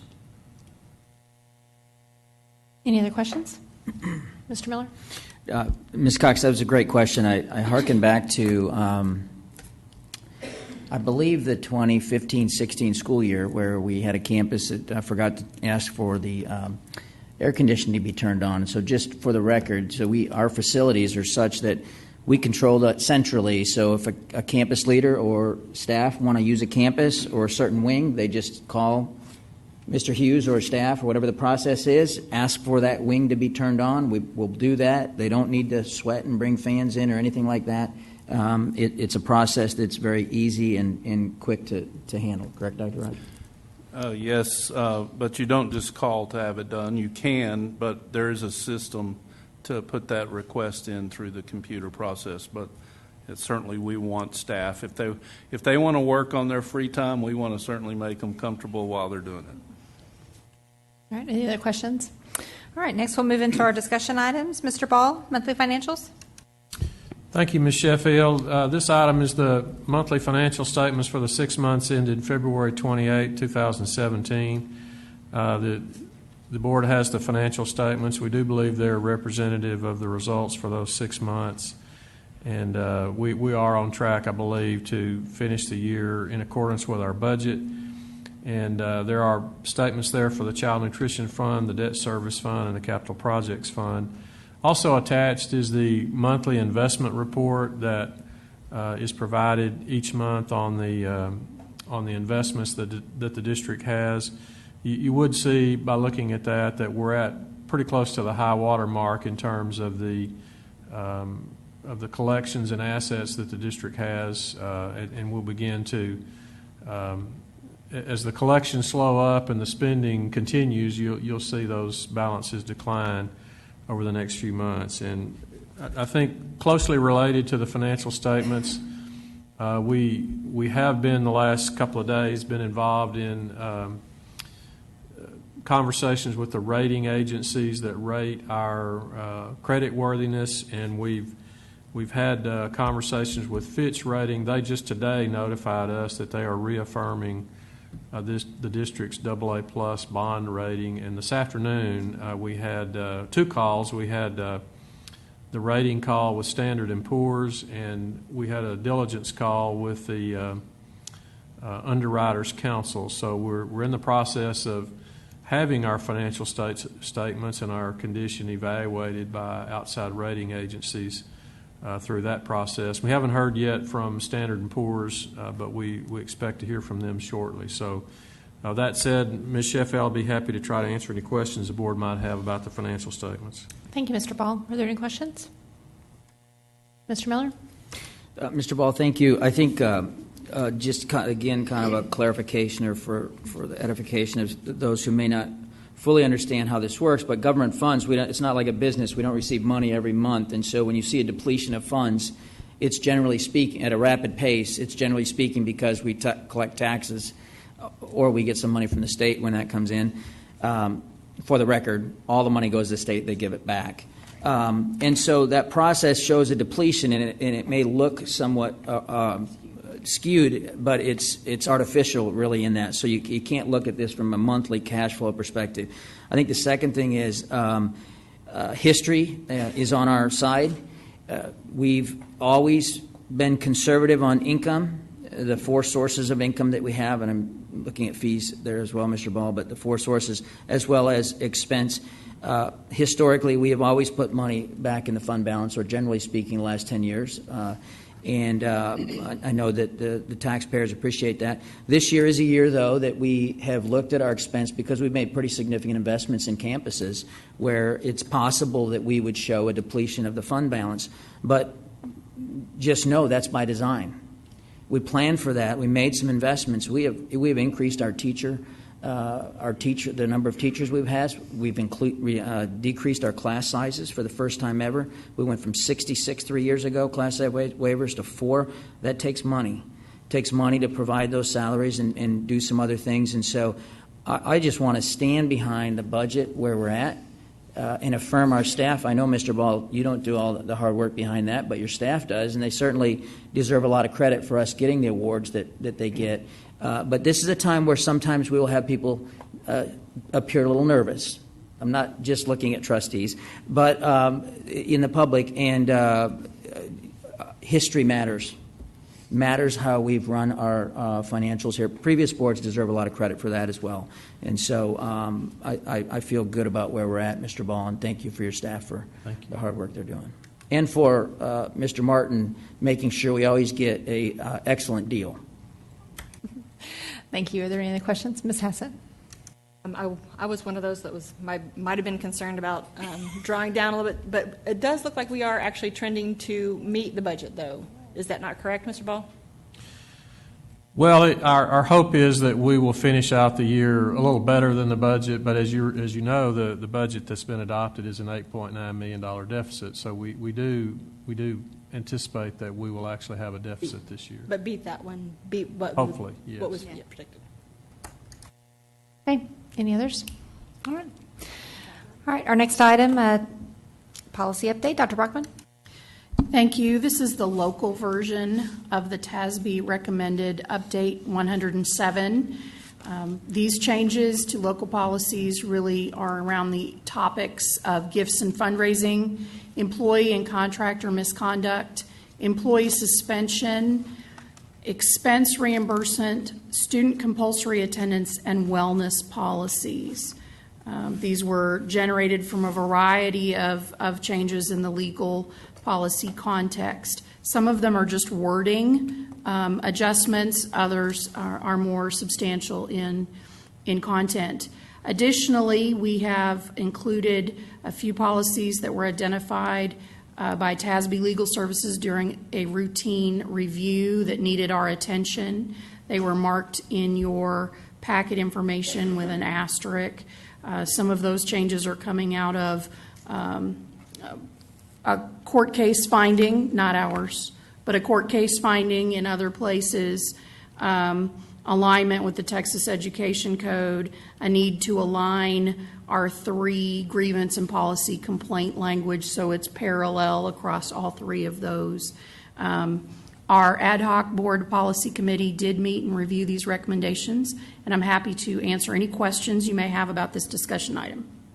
Thank you, Dr. Brockman. Are there would our members of our policy committee like to speak to that? Would Ms. Sells or Ms. Prosnick, either of you like to say something? It was policy. It was a very exciting meeting. I will say one of the best, I think, updates that we are doing is to our public complaints, and that all those timelines will now be the same. It will not be different if you are a student or a staff member. All those timelines are the same, because I think there was some confusion before because they had different timelines. So that was one of the good things when you do an audit of your policy that came about from that. The rest is I really appreciate the work that was done to wordsmith some of it for our LISD family and our district. Once again, policy. It's the hot committee to be on. All right. Are there any other comments or questions? No, I think just as we were reading these, it was like, aha, why hadn't we done this before? And a lot of it was just the language cleanup and then an alignment. And I think that it was good work of our staff in bringing those forward to our committee. So thank you. All right. Thank you. Any other comments? All right. Great. Well, we will move on to the action portion of our agenda. And so, Dr. Rapp, would you like to talk to us about instructional materials? Yes, I am pleased to have Karen Seeley and Adrian Moreno and Annie Rivera come to the podium and present the culmination of many months of work. We do have an awesome time on the Curriculum and Programs Committee as well. I'm just going to say that also, but they've done a lot of great work, and so they're pleased to present their recommendations to you this evening. Thank you, Dr. Rapp. Good evening, trustees, Dr. Rogers, leadership team. We are excited tonight to bring forth recommendations for the state adopted materials in the areas of CTE and world languages. As you know, the State Board of Education initiates the instructional materials review process to align with revisions to the Texas Essential Knowledge and Skills. Proclamation 2017 was issued specifically for the content areas of CTE and languages other than English to address the need for instructional materials to meet these new TEKS. Materials were then submitted by publishers for consideration, analyzed for their alignment to the TEKS, and a list of state-adopted materials for consideration was published in November. The recommendations that we bring forth this evening are the result of months of work by our committee members, teachers, and content administrators. The process in LISD involved a total of 150 teachers and represents 104 unique courses. Numerous opportunities were provided to gather feedback from our teachers and LISD community and included face-to-face meetings, campus team collaboration opportunities, district-wide collaboration opportunities, and online forums for formal evaluation and recommendation. We want to sincerely thank and appreciate the teachers in these content areas for their time and dedication to the process. I would also like to appreciate the leaders in these content areas, Mr. Adrian Moreno and Ms. Annie Rivera, for their leadership throughout the process. So at this time, I would like to introduce Ms. Annie Rivera to present the recommendations for world language.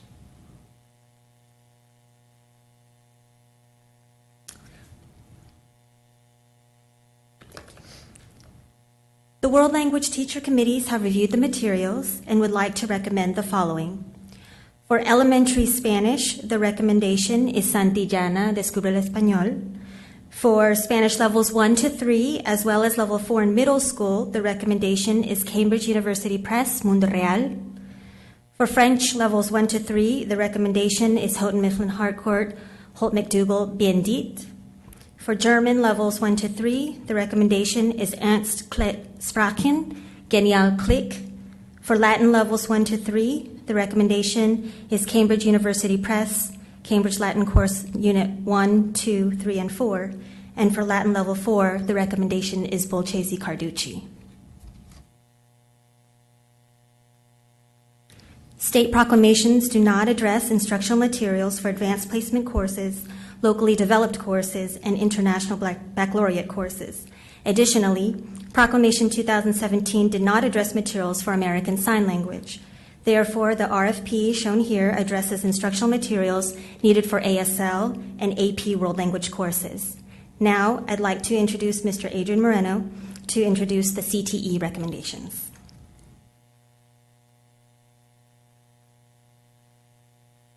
In efforts to maintain the excitement about instructional materials, I will not go through all 83 courses individually.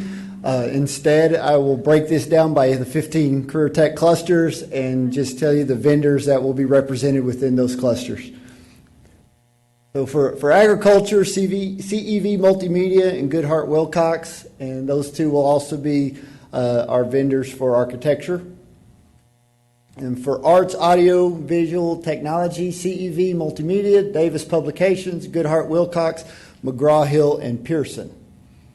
For business management, Cengage, CEV Multimedia, and Goodhart Wilcox. For education and training, it will be Goodhart Wilcox. And for finance, it will be Cengage and the Lampo Group. Our career development program will be Goodhart Wilcox. Health science is Goodhart Wilcox and McGraw-Hill. Hospitality services, CEV Multimedia, Goodhart Wilcox, and Pearson.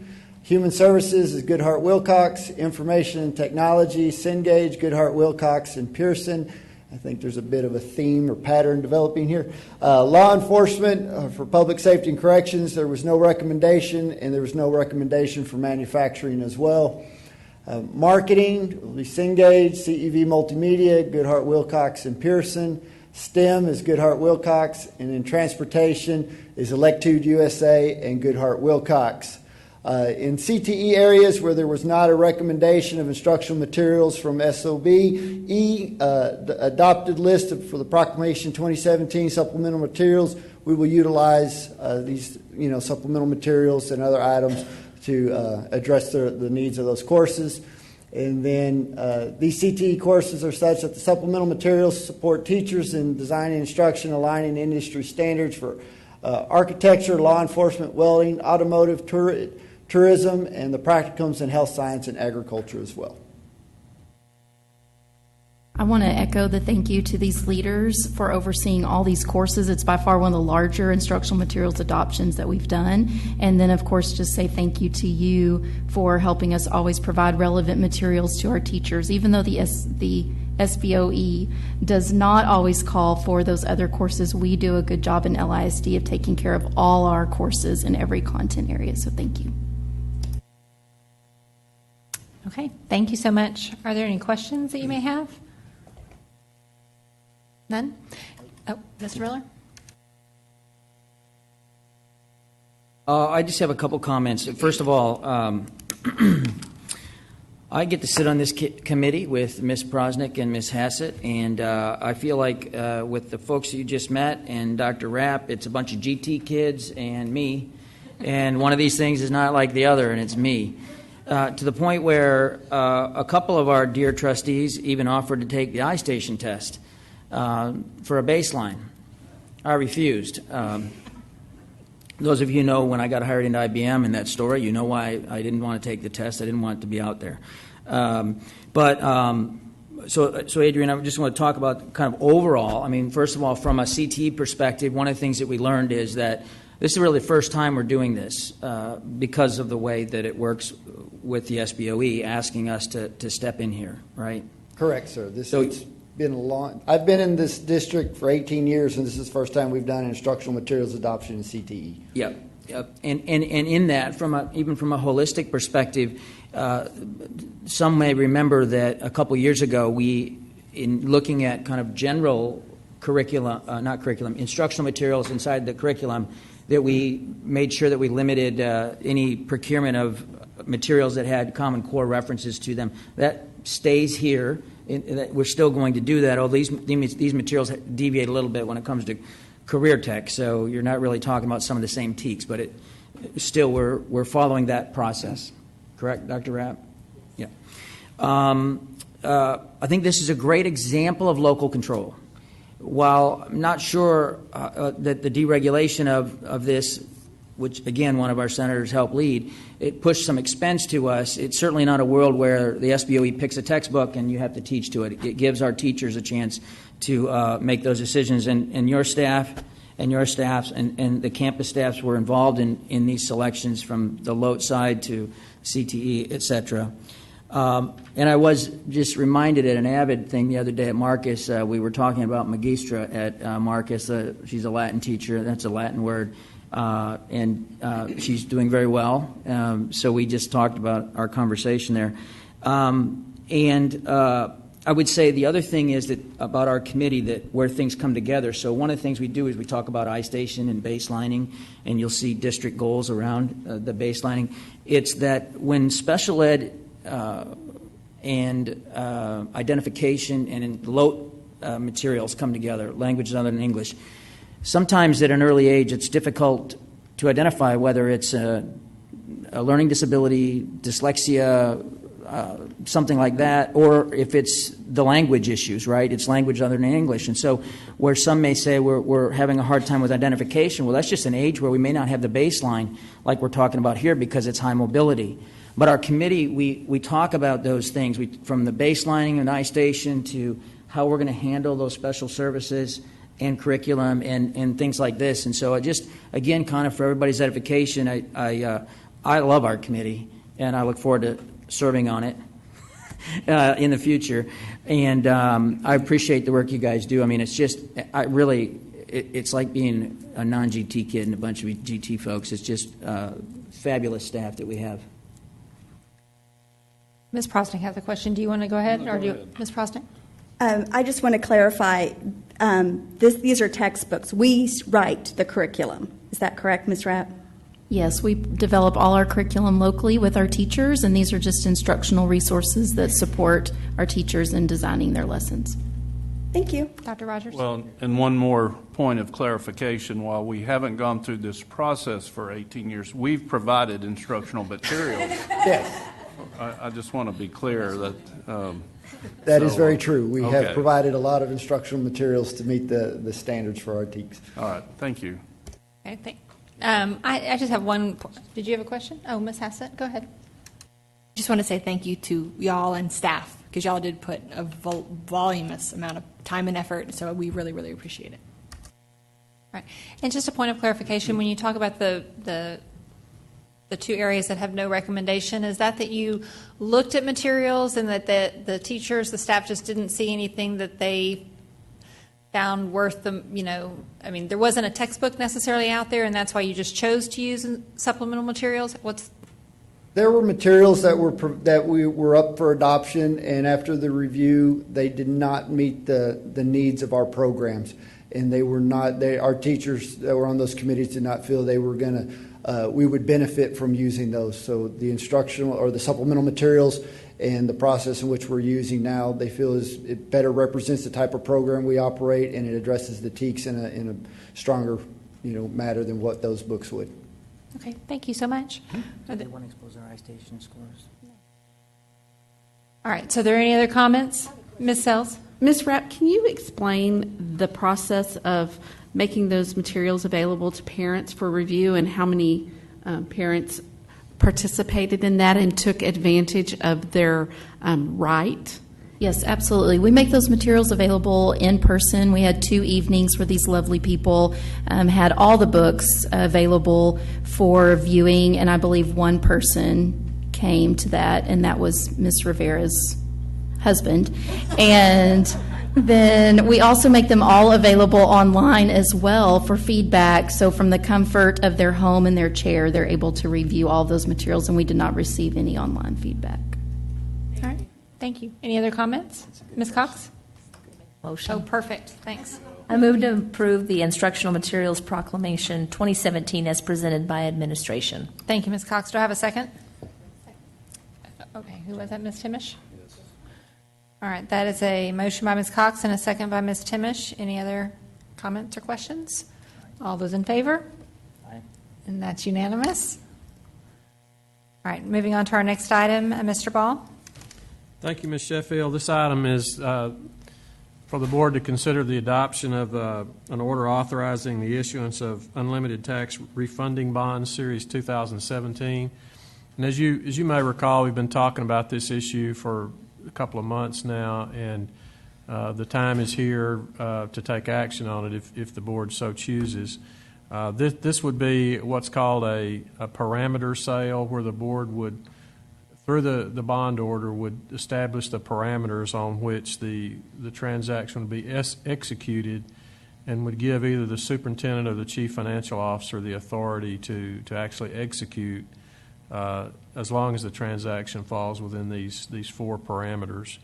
And the parameters are that there would be no additional principal, that the final maturity of the bonds would not be extended, and that the interest rate would not exceed 2.75%, and the net present value of the savings would be at least 5%. And we do have some preliminary projections that indicate we could save about $1 million a year over the remaining life of the debt. And so we do appreciate we have 2 gentlemen here. We have Mr. John Martin, who is our financial advisor with Hilltop Securities, and we have Mr. Charles Kobdish, who is our bond counsel with the firm of McCall, Parkhurst, and Horton.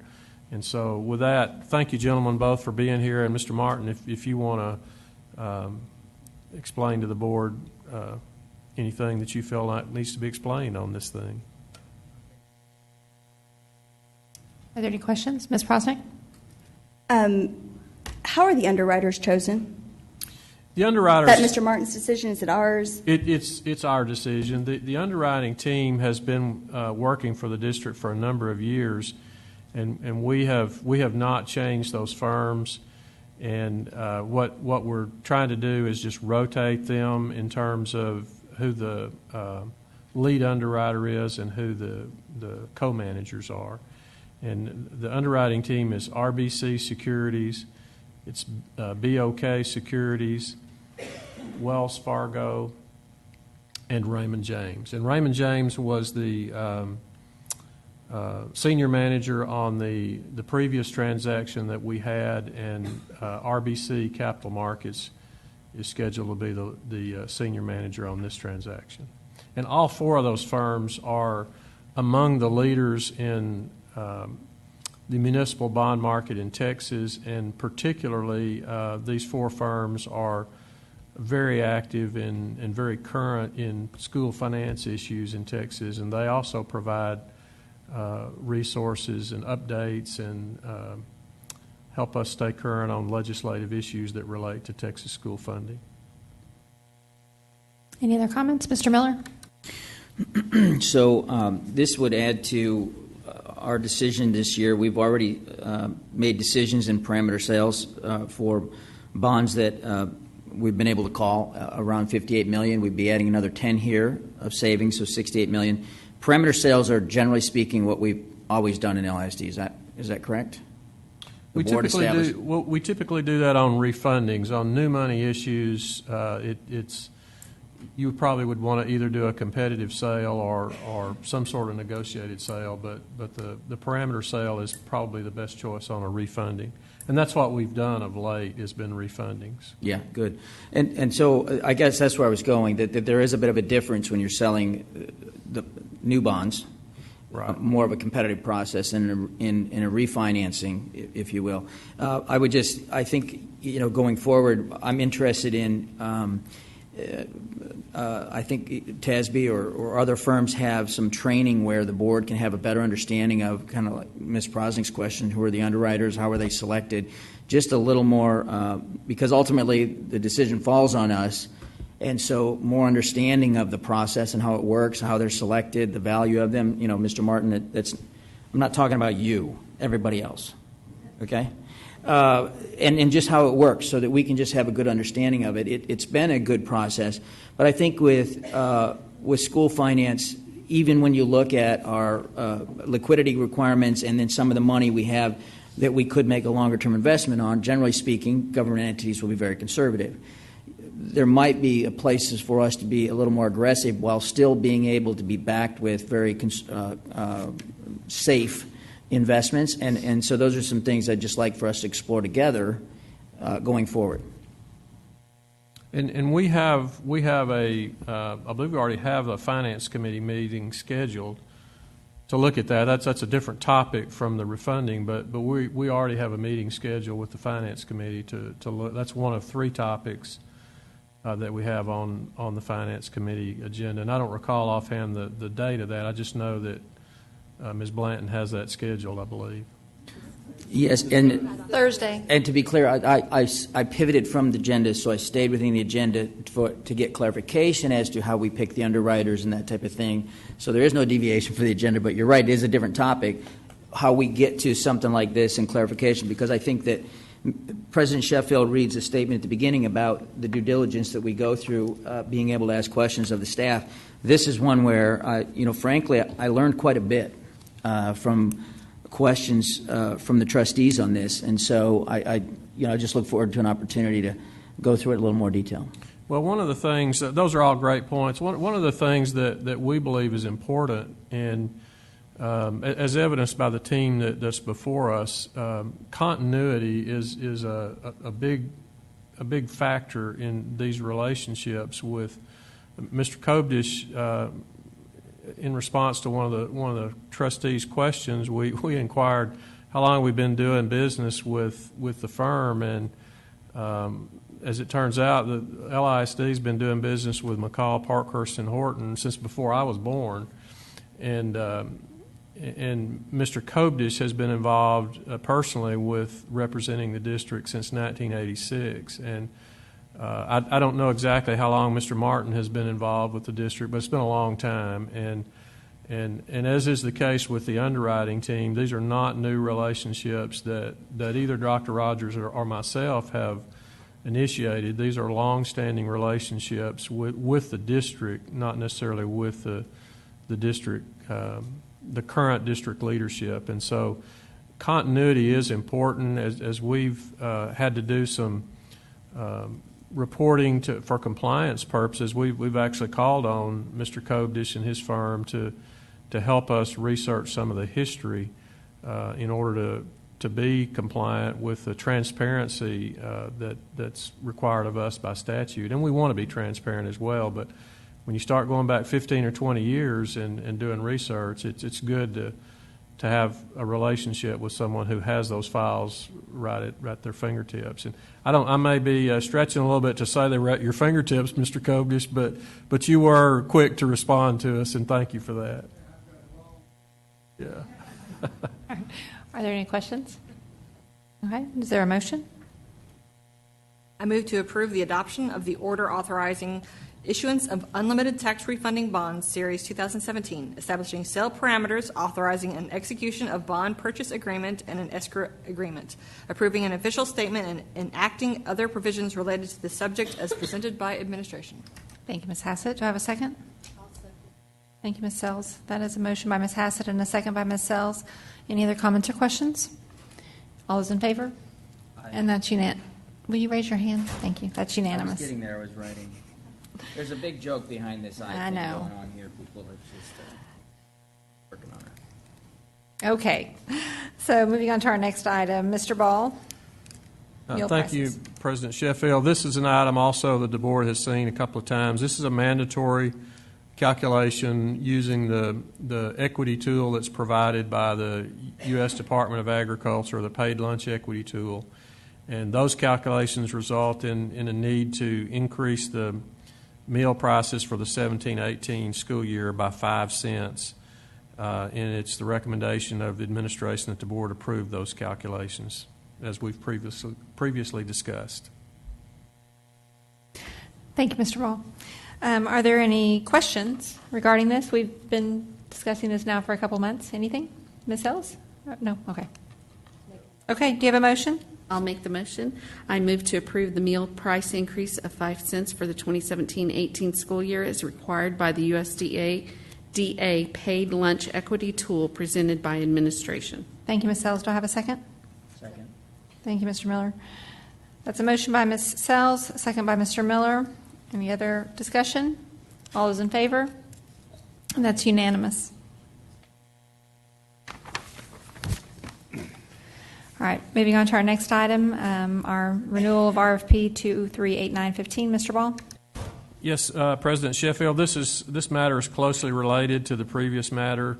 This is the renewal, the proposed renewal of the Food Service Management Company contract. This also has been before the board a couple of times prior to renew the contract with Aramark. The budget that's proposed is attached, and the reason we did the previous item first is because these budgets are prepared based on the assumption that the 5 cent meal price increase would be in effect. And so with that said, it's our recommendation that the board approve this contract extension with or renewal with Aramark Educational Services. And there is a bit of a deadline here. We are required to have this to the state by the end of this month. Thank you, Mr. Ball. Are there any questions or comments on this item? Mr. Miller? Mr. Ball, just remind me, or Mr. Martin, that we approved this competitive bid, I think in 2014-15, is that right? And so here's just, again, for everyone's edification, here's where the state is a little bit different with us than other school options that they fund, where we're required by law to go through a competitive bid process and announce it to the public. And I think that's a great thing.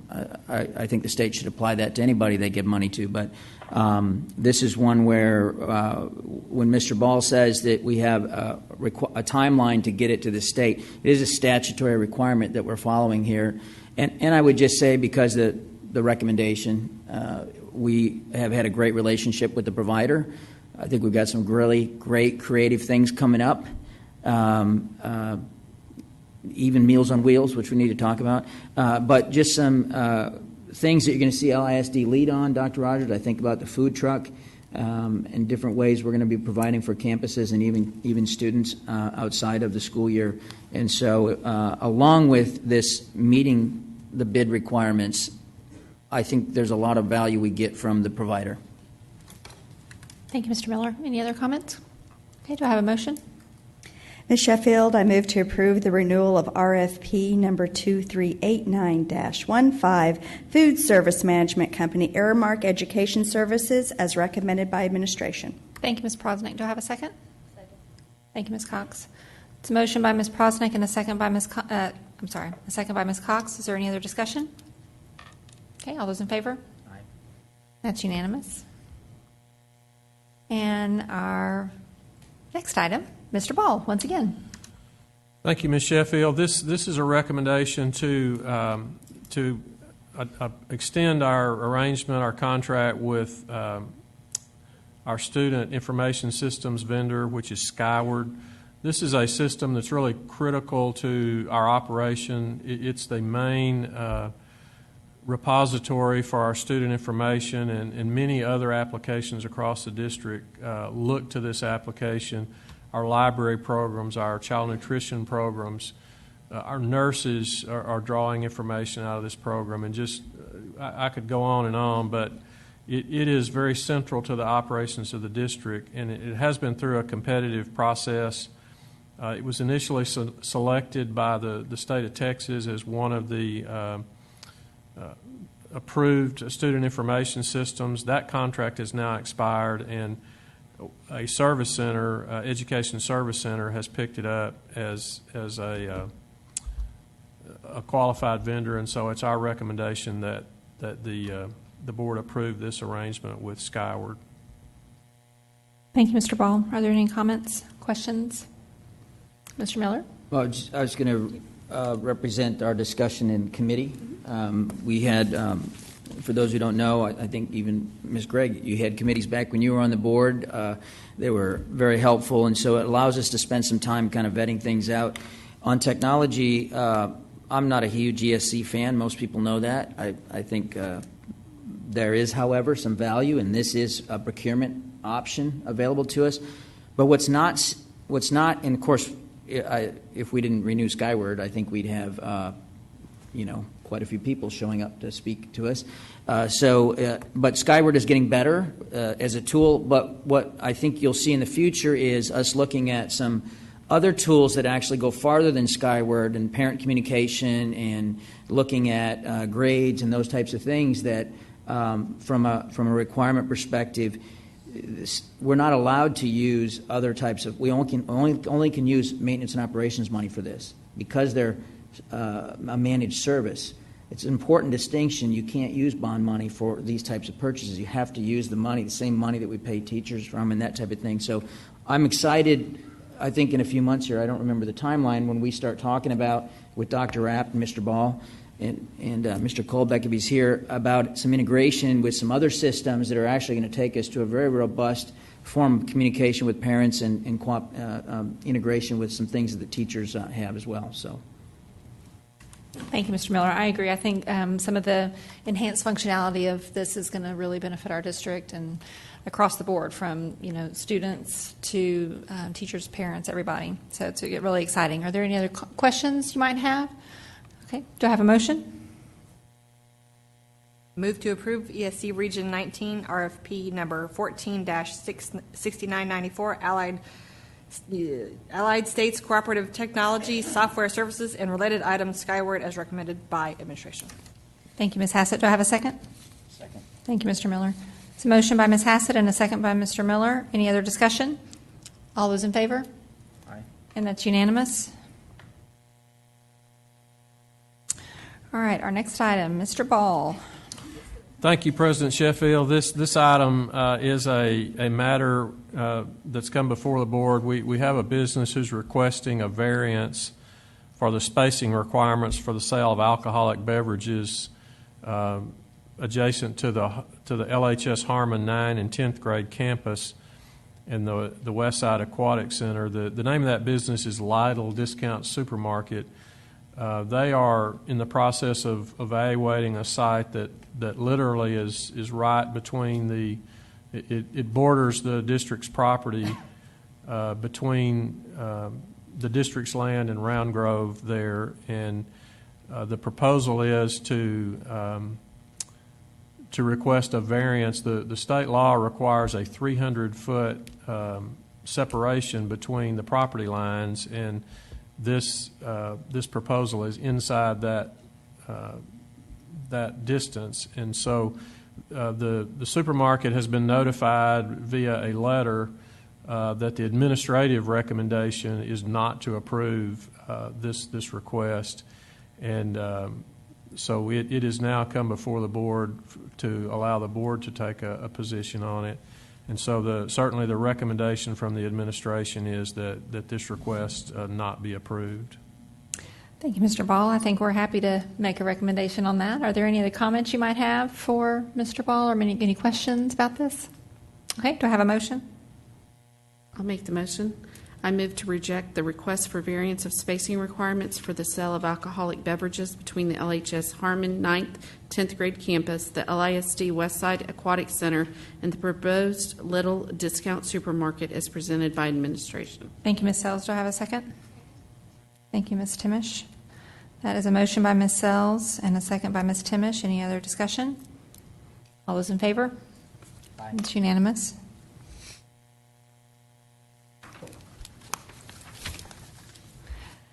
Guess what, Mr. Ball? Okay. It's you again. Thank you, Ms. Sheffield. This item is the consideration of the guaranteed maximum price for the summer 2007 construction projects, packages A and B, and the contractual relationship with W.B. Kibler Construction Company.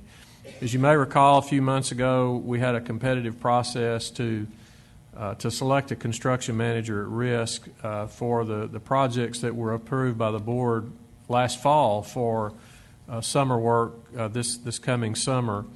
And we, based on the competitive process, we selected the firm of W.B. Kibler Construction Company for both Package A and Package B. And based on the locations of the work and the type of the work, we divided the projects up into two packages, a Package A and a Package B. And the Package A, they're listed in your information there, but it's the Marcus and Colony High School auditoriums, the Marcus and Flower Mound 9th grade campus completions, Marcus High School parking lot, the LHS Stuver Auditorium sound system were in Package A. And Package B was Old Settlers Elementary 20-year refresh, Old Settlers and Bluebonnet Elementary playgrounds, Hebron Valley re-roof, HVAC controls at 4 campuses, and flooring at 7 campuses. And once we got the construction manager at risk on board, part of their work was to develop the process of bidding the subcontractors once the design work had been done by our architect firms. And so they did that, and you see the results of that in the third page of your information in the handout. There's a pretty good little summary there on a one-page summary of the budgets compared to the bid results. And based on the bidding process, Package B had a total construction cost budget of just over $10 million, and the bids came in at $18.1 million. So the proposed guaranteed maximum price is about almost $8.1 million over the approved budget. And then the Package A is also over just under $400,000. And so we've looked at the bid processes. We've looked at what our expectation was in terms of what the cost would be. We've had our architects look at it. We've talked to others in the construction industry, and we just believe that the bids are not representative of the market that we're currently in. And so our recommendation tonight is that the guaranteed maximum prices be rejected, and that our contractual relationship with W.B. Kibler be terminated. And we recommend that not in a punitive way toward W.B. Kibler. We just feel like we did not see a process where the best value to the district was obtained, and certainly in fairness to them, we want to have some resolution to the issue so they can move on with their business and make plans to get on with their planning processes. And so we'd like to recommend that we just settle that tonight. And we have communicated to the campuses that are affected. This is certainly not the outcome that was our target outcome for this, but we do believe that it's in the best interest of the district not to exceed the budget by almost 80% on some of these items. And so that's our recommendation, regretfully, and we do make that recommendation to the board and be happy to answer any questions the board might have. Thank you, Mr. Ball. I don't know if anyone from the Facilities Committee would like to speak to it. Ms. Cox? Yes, thank you, Mr. Ball. Yes, very disappointing. Very disappointed. We had a great package put together for schools to be refreshed, and I just can't say that enough. But my question is just to clarify, Mr. Ball, that because of the constraints and timing that have put us in, we're not able to go out for another bid to complete these projects by the summer. That's a great point, Ms. Cox. Thank you for bringing that up. I should have mentioned that already, but there just absolutely is not time to rebid the projects and expect to have them done this summer. And much of this work, particularly the Old Settlers work, is work that just cannot be done during the school year. And so there's just not enough days left in the calendar to try to do another bid process and get it done. We are exploring the possibility of some of the projects looking at another construction procurement method and trying to determine, is there a path forward to actually do some of those projects outside of this type process. And we continue to explore those things, but I think before we can get too far down into that exploration, we need to bring some resolution to the current package that's on the table. Okay, I have two more questions. The other thing is, are any of these projects, will they be in jeopardy for safety or anything for our kids not being done this summer? Not at all. We will always keep our facilities safe, and the issues that we're deferring till next summer would simply possibly require a little more attention from our maintenance folks, facility services, and to keep things running, but by no means is there any safety issue by deferring this until the following summer. Okay, and my last one is, some of these projects aren't as strenuous as others, but so would it be a possibility for Christmas time frame for any of these projects to be complete? I think those are some of the things we're looking at. I think there are some of these projects that, playgrounds, for example, could be done during a school year under certain situations, and the flooring would be a great thing that could, at least partially, could be done over a winter break and spring break and holidays like that when students are not in the building. And we are exploring possibilities on what we think can realistically be done through another process. Any other questions? Ms. Timish? It wasn't a question. I just really appreciated when the facilities committee met on this. I mean, we really discussed a lot of the issues around this, and it is very disappointing that we're not going to be able to do these projects, especially for the schools and teachers.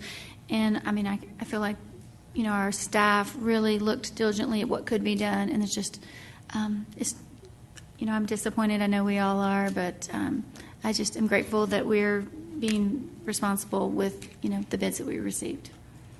Thank you. Mr. Miller? So I wanted to add a few comments. I think because we're all problem solvers, we went into this meeting, and when we were alerted as a committee as to what was going on, we immediately started, as kind of like, as Ms. Cox said, what can we do, right? And so, again, under the government code, we are obligated to the procurement method we chose last fall. So when you look at transparency and how we spend money, regardless if it's M&O or bond money, we start that process very early. This has been something we've discussed for, I don't know, maybe since September, October. And so what's got us stuck here is a bit of the procurement method. So we couldn't go into problem solving in the committee meeting, as Mr. Ball told us, because the board has to act and dissolve or eliminate this procurement method, which is construction manager at risk, which is essentially, for a contractor, price not to exceed. To me, this delaying is, while I'm disappointed, I want to make this point emphatically. This delay is, to me, a statement about our confidence in our people. The confidence in the process by which you guys go about bidding these projects. The champion challenger model we have with the architects, the first time ever we've had two architectural firms that come together and help us in this champion challenger and look at how we would scope these projects and best practices, and then Mr. Martin and his team. And so I remember us sitting in the conference room when we received the recommendation of this contractor, and I'm not going to comment on the contractor. It's just that what we're in here is a little bit of a pickle around the government code, which again we're obligated to where other schools wouldn't be. And so I think that we're all very interested in, obviously, a public works project, a major renovation, major construction would be difficult to do. But there may be some repairs, remediation, floors, sounds, whatever, that our intent is to quickly try and determine what can be done to help some of those campuses.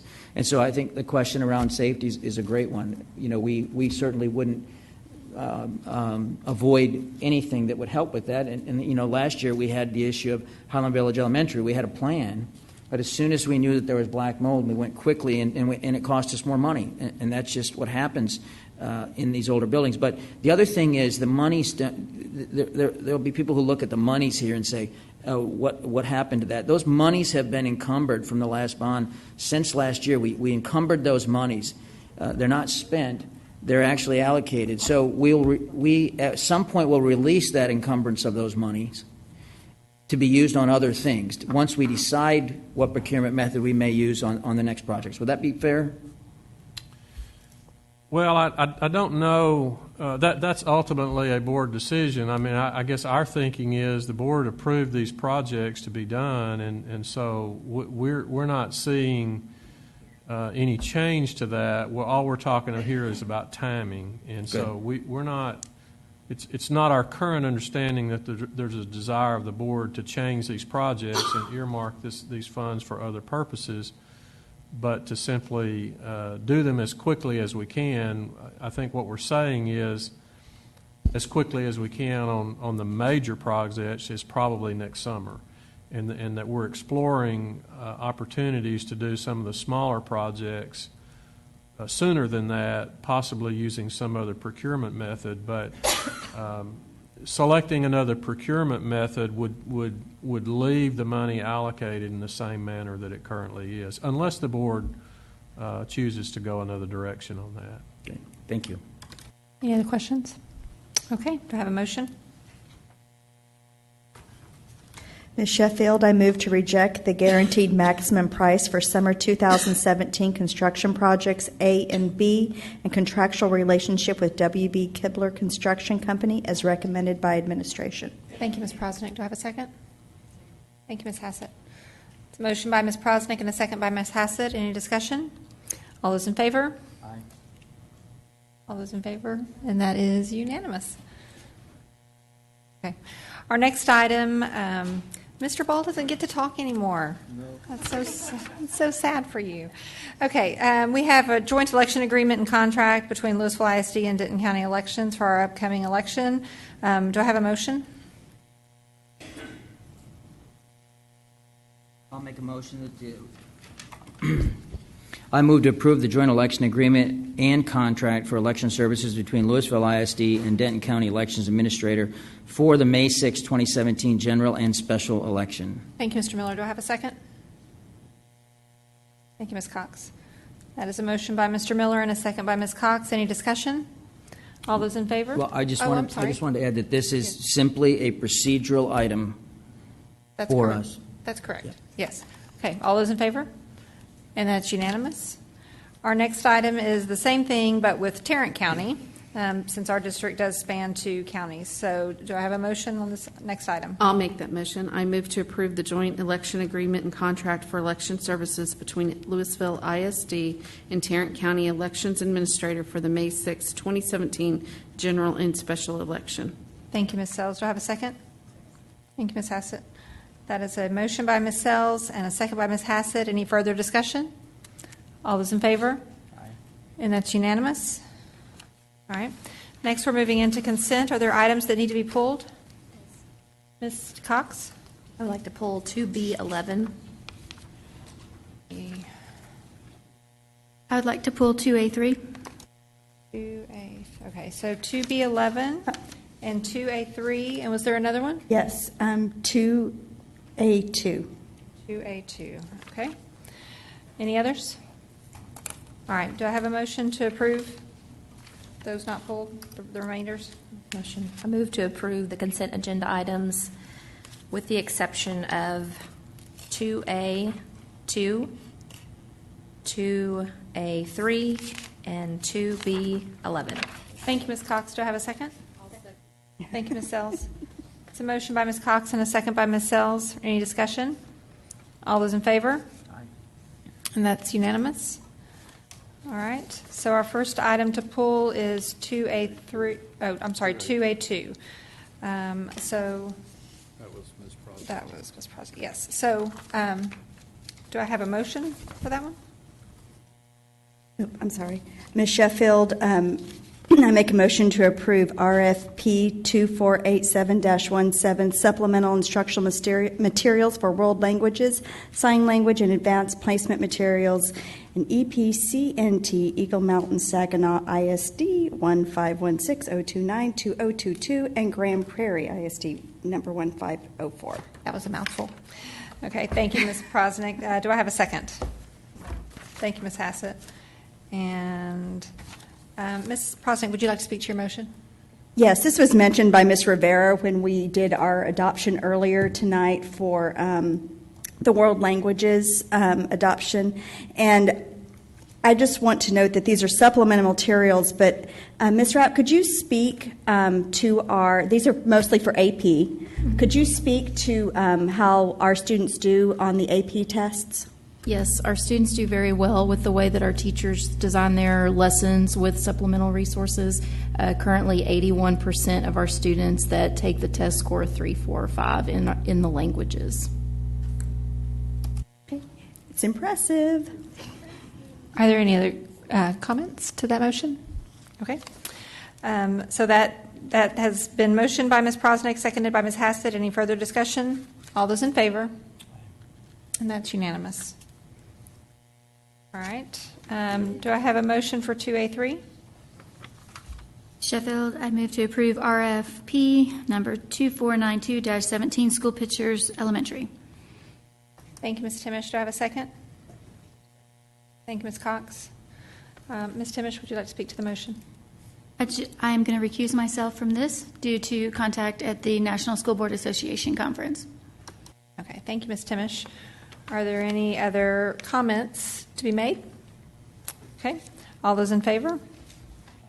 And that is Ms. Sells, Ms. Cox, Ms. Sheffield, Mr. Miller, Ms. Hassett, and Ms. Prosnick, with Ms. Timish abstaining. All right. And then 2B11. Do I have a motion?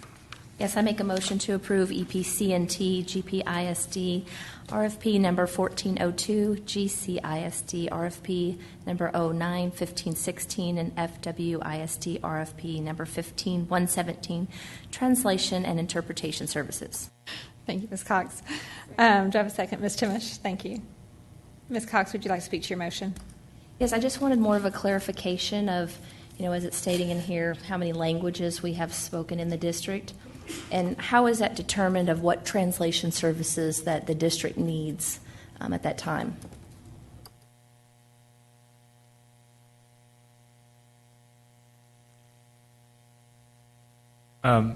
Translation services for things like our meetings are provided on an as-needed basis. If we have someone who comes in that has a need, we're going to do what we need to do to meet the need, and that's what this item allows us to do. We have obviously the primary languages that are spoken here, but with the amount of people that are moving to our area every day, we could have somebody new come in tomorrow, and we will do what we need to do to meet their needs. And we're not going to let their language barrier become a barrier to them getting information on their child. So how would that process work if in the ARD meeting, because I know you get notified by the district, the ARD meeting's coming up, what is the time frame that the district needs, or how does that work if you needed a certain language to go find that service? That's where we use the vendors that we have. Their network is so much more vast than ours is, so we're able to take advantage of what they provide for us. And I do not know of an instance that we have had, at least in my time, where we have not been able to find a translator for someone based on a dialect that they speak. And I'm confident that the people that we work with will continue to help us. The folks that we use are amazing people, and their resources are vast. All right, are there any other comments or questions? Okay, all those in favor? And that's unanimous. All right. And that is it. If there is no further business, if there is no further business, this meeting adjourned, and the time is now 9:28. Thank you all for joining us.